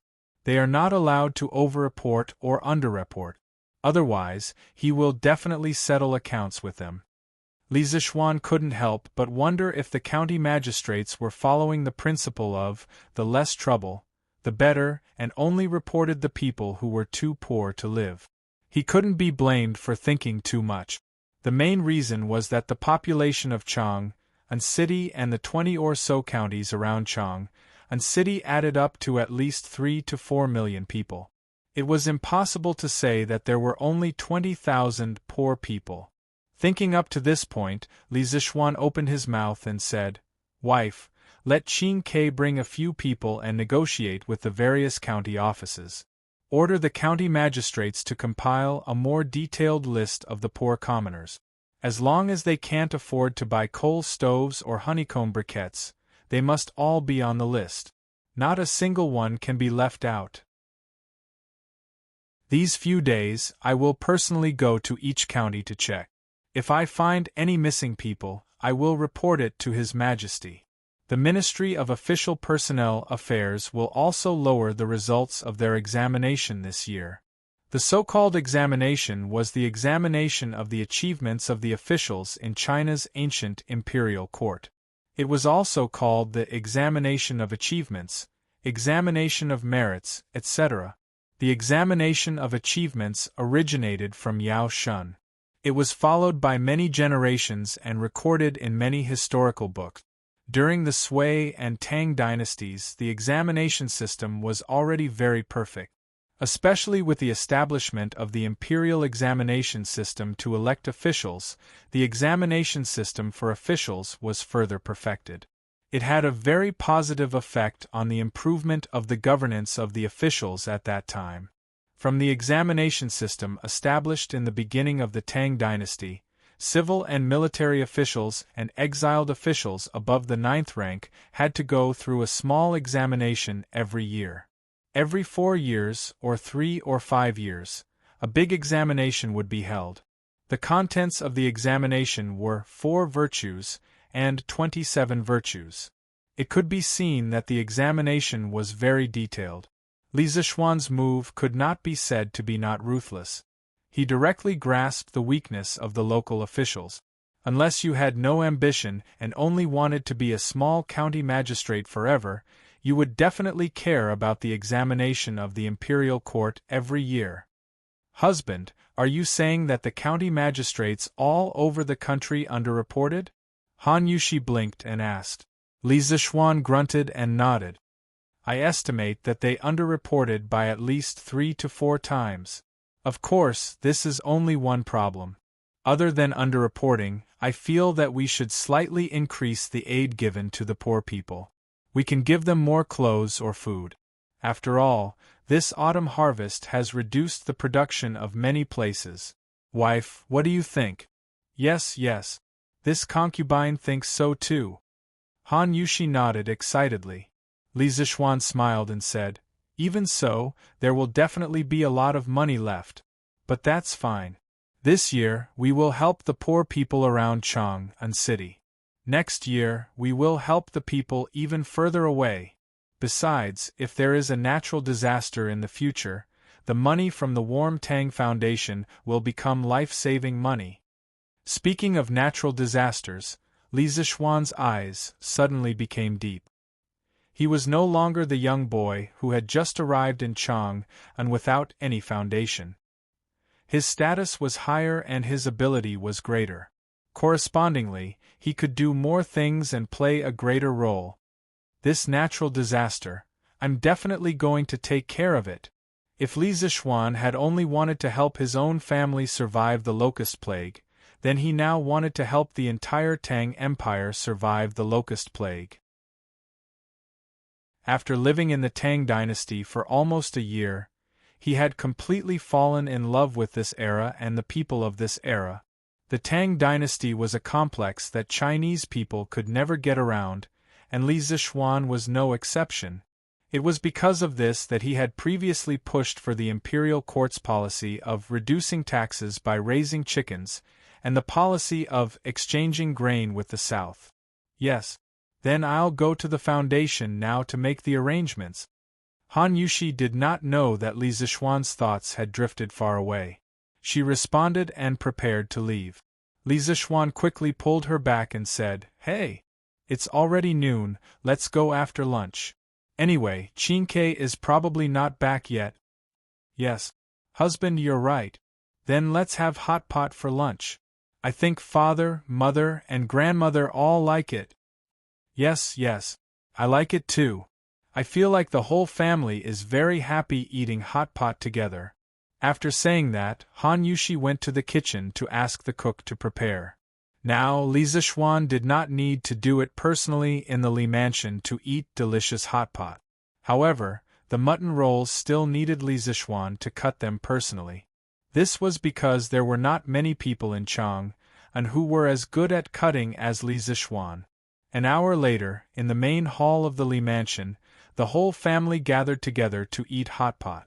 This time, Qing Yaojin did not join in the fun, but the 2 brothers came.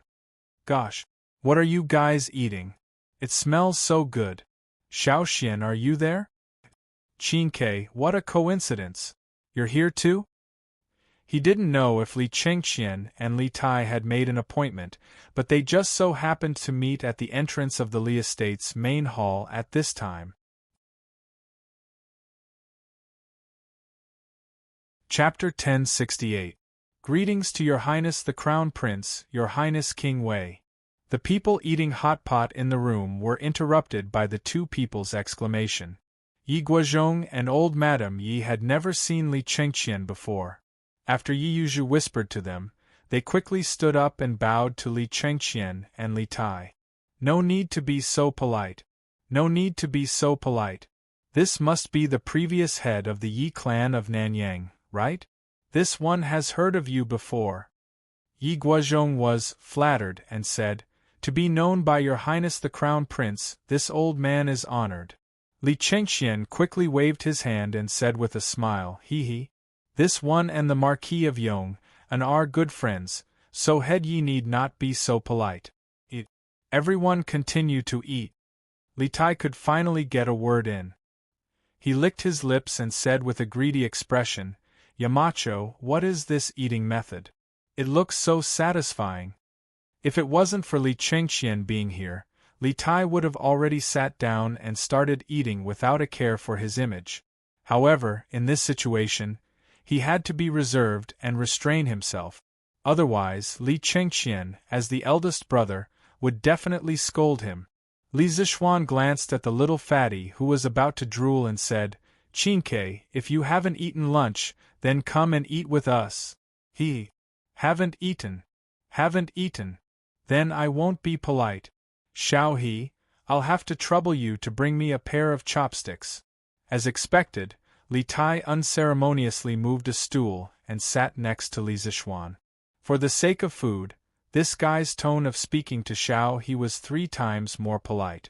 Lan gave a dissatisfied humph, because Li Tai had pushed her away from Li Zishuan. "While you're at it, help him get a bowl of dipping sauce," Li Zishuan added from behind. If there was no dipping sauce, this unlucky child probably wouldn't be able to take a bite. Then he remembered that Li Chengqian was still standing to the side, so he turned his head and asked, "Chengqian, have you eaten lunch? If not, why don't we eat together?" In this room, he was the only one who dared to invite Li Chengqian, the crown prince, to eat at the same table. The main reason was that he came from the modern era and didn't have much concept of hierarchy in his bones. Furthermore, he had always treated Li Chengqian and Li Tai as friends. "I'll eat." "I haven't eaten yet." "Let's eat together then." Li Tai was just about to say eat when he saw Li Tai dip some bean sprouts into the pot and dip them in Lan Er's dipping sauce bowl. Before Lan could react, Li Chengqian quickly put them into his mouth. Li Chengqian couldn't help but feel the gluttony in his stomach, so he quickly corrected himself. "Good. Then, Shao He, go and help me get 2 bowls of dipping sauce and 2 sets of chopsticks." Li Zishuan nodded and instructed Shao He. Shao He took the order and left. At this time Lan screamed, "Ah! Smelly brother Qinke, you stole Lan dipping sauce." Yi Guozhong was so scared that he almost couldn't hold his chopsticks. Although Li Tai was Li Zishuan's student, he was still the king of Wei. How dare a little girl talk to him like that? Who knew that Li Tai's face didn't show any anger at all. Instead, he didn't feel ashamed and instead felt proud. With a shameless attitude he said, "Ha ha! At most, I'll let Lan dip it back later." Li Tai was very happy to be mischievous. Lan pouted and said, "Humph! Brother Qinke is so shameless." The sensible old lady quickly held Lan's hand and said, Come. Lan be good. Grandmother still has more dipping sauce here. Use grandmother's." "No. Grandmother, you eat. Lan has more here." Lan very sensibly refused. Li Chengqian looked at Li Tai and shook his head helplessly. He didn't criticize him because he felt that although the current Li Tai was a little mischievous, he was more sunny than before. In the past, Li Tai would give people a cold and gloomy feeling. After a while, Shao He brought 2 bowls of dipping sauce and 2 pairs of chopsticks. The 2 brothers, Li Tai and Li Chengqian, started to eat without holding back. Although they had never eaten hot pot before, they imitated Li Zishuan's family and ate with relish. "Oh, is this mutton? Why is it so delicious? I can't feel the smell at all? Wow! It's really mutton. Even the imperial chefs in the palace can't compare to this knife skill, right? When did your cook become so good, Yamacho? Everyone in the Li family liked to eat meat. The two brothers immediately launched an attack on the mutton. After tasting the deliciousness of the hot pot mutton, the two of them immediately exclaimed. Li Zishuan glanced at the two brothers and said lightly, "What, cook? I cut this myself. You two are in for a treat today." Li Tai couldn't help but give a thumbs up with his left hand and said, "Yes, yes. Yamacho is Yamacho. You're good at everything." Little Fatty didn't stop when he was flattering. His chopsticks were constantly moving back and forth between the mutton plate and the hot pot plate, as if he was afraid that he wouldn't be able to eat it if he was too slow. After tasting it, Li Chengxian didn't crave it as much. He wasn't a person who particularly valued good food, but he still found the way the family ate around a stove very interesting. After a while, he ate a lot. This meal was undoubtedly the most special meal Li Chengxian had eaten in the past 10 years. In the past, when he was in the Eastern Palace, he ate most of the time alone. Sometimes, he would eat with Li Er and Empress Zhongsun, but at that time, the family was sitting upright and eating in a proper manner. There was a lot less flavor. In Li Zishuan's house, he truly felt the taste of home. Everything was so warm and harmonious. "Little Xian, can you teach me how to make this hot pot? I want to bring it back and let Imperial Father and Imperial Mother try it." After the meal, Li Chengxian leaned comfortably on the armchair and asked directly. He had a fantasy in his heart.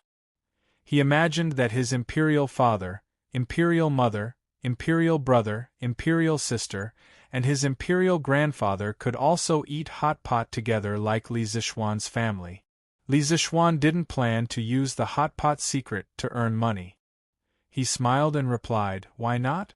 Chengxian, when you return to the palace, send a chef over.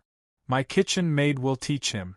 As for this mutton roll that is as thin as a cicada's wing, you have to find someone with good knife skills.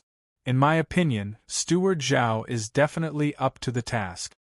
The dignified head eunuch, a martial arts expert in the Grandmaster realm, was arranged by Li Zishuan to be a chef. If Zhao Song knew, he would probably cry but have no tears.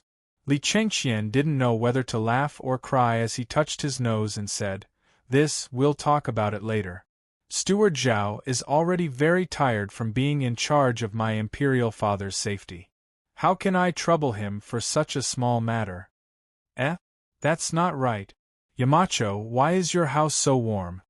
Li Tai, who was lying on the armchair picking his teeth, seemed to have realized something was wrong and asked in surprise. Chapter 1069. Previously, when Li Tai and Li Chengxian entered the house, Li Zishuan and his family were sitting around a coal stove and eating hot pot. Although the two brothers felt that the house was very warm, they only thought that it was because there was a stove in the house. Recently, coal stoves and honeycomb briquettes had become very popular. They had seen it before, so they weren't very surprised. However, after the coal stove was removed, the temperature in the house didn't drop at all. It was still as warm as before. This made Li Tai feel strange. "That's right. Xiaoxian. Is there a heater somewhere in your house?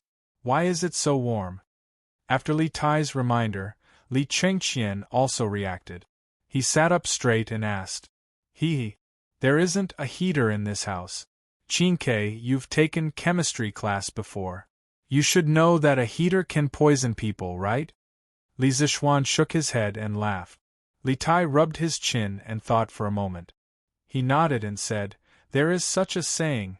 However, if there isn't a heater in this house, why is it so warm?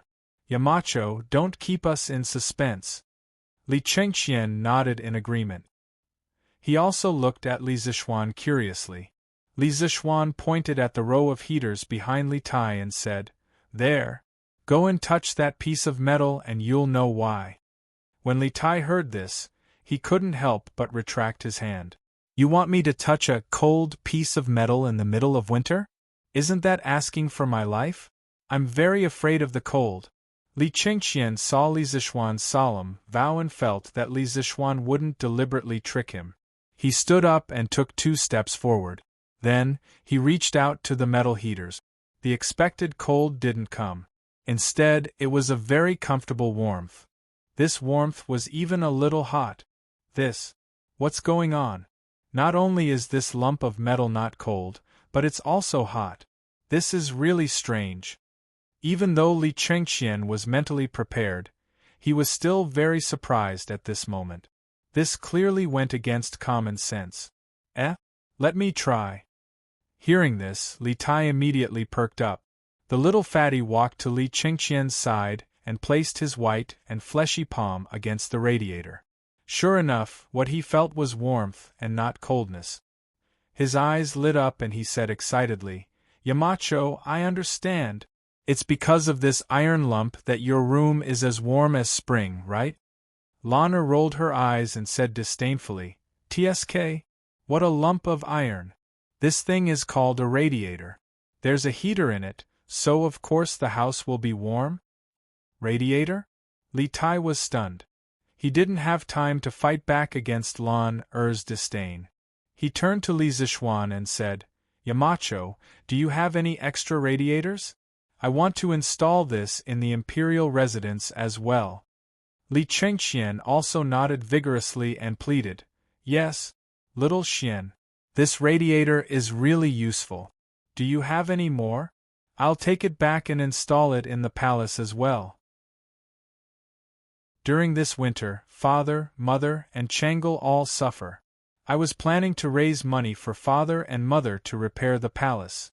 Now it seems that this radiator is enough. Li Zixuan originally made this radiator for his family to enjoy. He gave it to Li Gang out of respect for the old man's scholarly character. He also planned to prepare another set for the Qin family.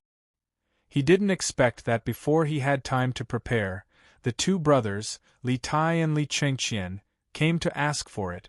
However, he couldn't not give it to them because he wasn't worried about whether Li Chengxian would suffer or not. He, who had transmigrated from the modern world, knew that Li Chengxian would sit on the throne for many, many years. However, it was different for Zhang Sun and Changle. These 2 extremely virtuous women also contributed a lot to the prosperity of the Tang dynasty. According to history, they couldn't escape the fate of death. According to historical records, one of them died in the 10th year of Zhenguan at the age of 36. The other died in the 17th year of Zhenguan at the age of 23. Li Zixuan admired Empress Zhangsun and Princess Changle very much. He didn't want these 2 women to die early from illness. Empress Zhangsun's influence on Li Chengxian didn't need to be mentioned. Since ancient times, when a country was about to prosper, there would be a wise ruler and a virtuous empress. Empress Zhangsun protected righteous subjects and lived up to Guanju's beauty. As for Li Lizzie, as the pearl in the emperor's palm, she didn't take advantage of her parents' doting to become arrogant. After marriage, she was filial and respectful. When the court officials couldn't persuade her father to cede land to meritorious subjects, she stood out to help at the crucial moment and put an end to the hidden danger of the Tang dynasty's provinces being divided. In Li Zixuan's view, these 2 women died because of their illness. They were the 2 biggest regrets of Zhenguan's golden age. From the modern era to the Tang dynasty, Li Zixuan saw the 2 women he admired. One treated him like an elder, while the other was like his own little sister. He didn't want these 2 women to die from the bottom of his heart. Previously, he had asked Han Yushi to teach Changle Tai Chi. He didn't know if this little girl persevered every day. In fact, even if she persevered every day, Li Zixuan didn't have the confidence to cure Changle's illness through Tai Chi. Illness was similar to asthma. It was a stubborn disease that couldn't be cured in modern society. All Li Zixuan could do was try his best to reduce the frequency of Changle and Zhangsuan's illness. Winter was the peak season for asthma. The cold air irritated the respiratory tract mucosa and could easily cause asthma. Therefore, the imperial palace also needed heating. Chengqian, this radiator needs to be customized with the heating pipe, and the heating pipe needs to be planned according to the specific size of the building. You can install heating in the palace, but you have to provide Faubert with some size data. Otherwise, if the heating is not suitable, it will easily cause problems. Li Zixuan said. This was considered to be an agreement to Li Chengqian and Li Tai's request for heating. However, unlike modern advanced production processes and technology, the heating pipe made by the workshop was custom-made and formed in one piece. With the workshop's current technology, it was still a little troublesome to make the modern air valve that connected the pipe.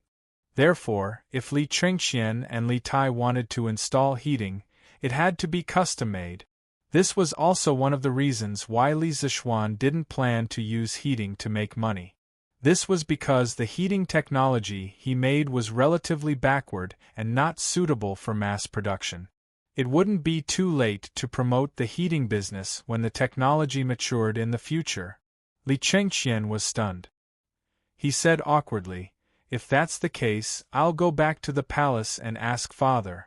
The architectural drawings of the imperial palace were confidential.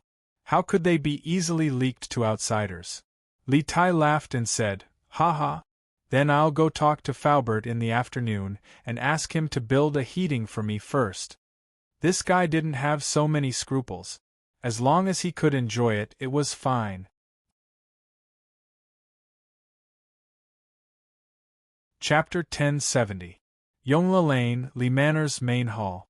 After agreeing to Li Chengqian and Li Tai's request to install a heater, Li Zixuan thought for a while and said, "Maybe we can do this. Chengqian, send a craftsman to the workshop to find Faubert. Faubert will teach him the specific production and installation methods of the heater. Then, the craftsman will take the lead to install the heater in the palace." Because Li Zixuan did not plan to do a heater business, he did not mind teaching the crudest and most primitive heating method to Li Er's people. Li Chengqian's eyes lit up. He was very touched and said, "Thank you. But don't worry, Shaoxian. Even if the craftsman knows the method to make the heater, he won't leak it." This child was quite loyal. He knew that he could not ruin Li Zixuan's business because of his own selfish desires. Li Zixuan smiled carelessly. Then, he looked at Li Tai and said, "Qinke, did you come to find me at noon?" Li Tai was stunned. It took him a while to remember the purpose of his visit. He quickly sat up and said to Li Zixuan, Yes. There is indeed something. Yamacho, after so many days of running around, the students of our academy have almost run to all the families on the list given by the local government. But when everyone was delivering the coal stoves, they found that many people who were not on the list were having a hard time. And I heard from the people of the 3rd Brigade that the Foundation still has a lot of money left. Yamacho, can you expand the range of the coal stoves? Li Zixuan could not help but think that it was a coincidence. He had just talked to Han Yushi about this in the morning, and this little fatty had come at noon for the same thing. However, the little fatty had really profited from this trip. He had gotten a hot pot and a heater. Thinking of this, he said, I already know about this. I already know about this matter. I think that the officials of the various prefectures and counties didn't want to be meddlesome, so they only put the names of those whose families were especially poor on the list. I plan to ask you to bring some students to the county yamen and order them to do a thorough check. If there are any missing students, I will report it to His Majesty and ask the Ministry of Official Personnel Affairs to lower their exam this year. Li Tai waved his fist and said with an indignant look, Hey! I was wondering what was going on. It turned out that some officials were not doing their jobs. Yamacho, wait for me. I'll go look for them. Li Zixuan hurriedly said, Hey! Stand. Wait. Li Tai halted in his tracks upon hearing this. Li Zixuan continued, It was originally a good deed to accumulate virtue and do good deeds. Qinke, don't use your status to ruin it. That won't happen.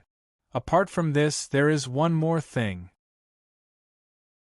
Chinke, you said earlier that the Foundation has a lot of money left in its account, so I plan to send some clothes and food to the poor people in the future in addition to coal stoves and honeycomb briquettes to help them through the winter. Li Tai immediately laughed when he heard this. Ha! That's good. Yamacho, you don't know, but there were many students who saw how pitiful those poor people were, so they gave some money to those people. These few days, not only did the students put in effort, but they also gave money. Ha ha! Li Zishuan couldn't help but praise the first batch of students from Yanhuang College. Their character was really not bad. Tell the students to report all the money they gave to the people these few days. Let the 3rd Brigade do the tabulation. When this matter is over, I will return all the money to them. Li Zishuan waved his hand and said generously. Ha ha! That's good. Yamacho, I'll go back to the Foundation first. After eating and drinking to their heart's content, Li Tai said his goodbyes and left. Li Zishuan looked at Li Chengqian. Li Chengqian looked embarrassed and said, Ahem, if it wasn't for Chinke, I would have forgotten that I came here today to talk to you about something. Li Zishuan smiled and said, What is it? Li Chengqian said slowly, Recently, when I was in the palace, I often heard news of Yanhuang College's students running around to help the needy. Father is usually very busy and may not have the time to pay attention to these things, but as the heir to the throne, he also wants to do something for this matter. Shaoxian, do you still need manpower? The East Palace has 100 guards, 30 eunuchs, and more than 50 carriages at your disposal. He didn't come here to freeload today. This was his main purpose for coming to the Li family. However, he was attracted by the hot pot and the heater and forgot his purpose. Li Chengqian had already put it this way. How could Li Zishuan still have any reason to disagree? He smiled and said, Sure.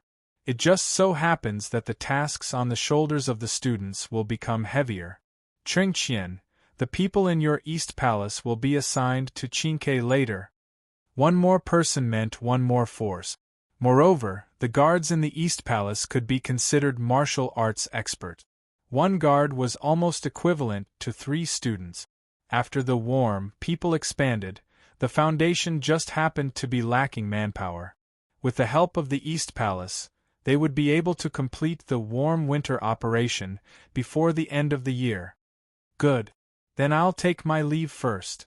Li Chengqian stood up and cupped his hands. He originally came here to send people off, but in the end it could be said that he gained a lot. Not only did he get the recipe for the hot pot, but he also got the heater. This trip was really worth it. After Li Chengqian left, Mo Zhong came to inform him that Sun Simiao was looking for him. Li Zishuan could only sit in the carriage and go to Yunshan. Selling sesame cakes. Fragrant and crispy sesame cakes. 3 copper coins for 1. 3 copper coins for 1. Just as the carriage left Yongla Lane, Li Zishuan heard the voice of an old woman hawking outside the carriage window. He couldn't help but be startled. Logically speaking, this kind of wandering peddler rarely came out in winter. Moreover, it was selling sesame cakes. That was even more impossible. Sesame cakes cooled quickly in winter. In this era, there was no cheap way to keep them warm. Who would buy them? This sesame cake was baked with sesame and flour. Among them, the Tang Dynasty's Chang and Fuha Square's production was more outstanding. The poet Bai Ji once wrote, "Sesame cakes imitate the capital in every aspect, crispy and fragrant from the oven." Later on, it gradually evolved into sesame cake. Thinking of this, Li Zishuan quickly asked San Bao to stop the carriage. He jumped down from the carriage and curiously looked in the direction of the old woman hawking sesame cake. The scene in front of him immediately stunned Li Zishuan. He saw that the old woman was pushing a wooden cart. On the cart was a coal stove. On the stove was an iron pot that emitted waves of steam and fragrance. In front of her was a line of people who came to buy sesame cakes. Damn! Wasn't this similar to those peddlers in the future who pushed a cart on the street and sold roasted sweet potatoes from the stove on the cart to passers-by? In the end, it was because honeycomb coal had replaced charcoal and became a more economical fuel. If it wasn't for this old woman wouldn't be pushing a cart out to sell sesame cakes. Otherwise, she would have to spend a day burning charcoal to pay for it. Hey! This young master has inadvertently opened up a new business for the people. Li Zichuan thought proudly in his heart. You're tuning in to the Phoenix Nights YouTube channel. Don't forget to subscribe and join us on this journey to catch the most captivating stories.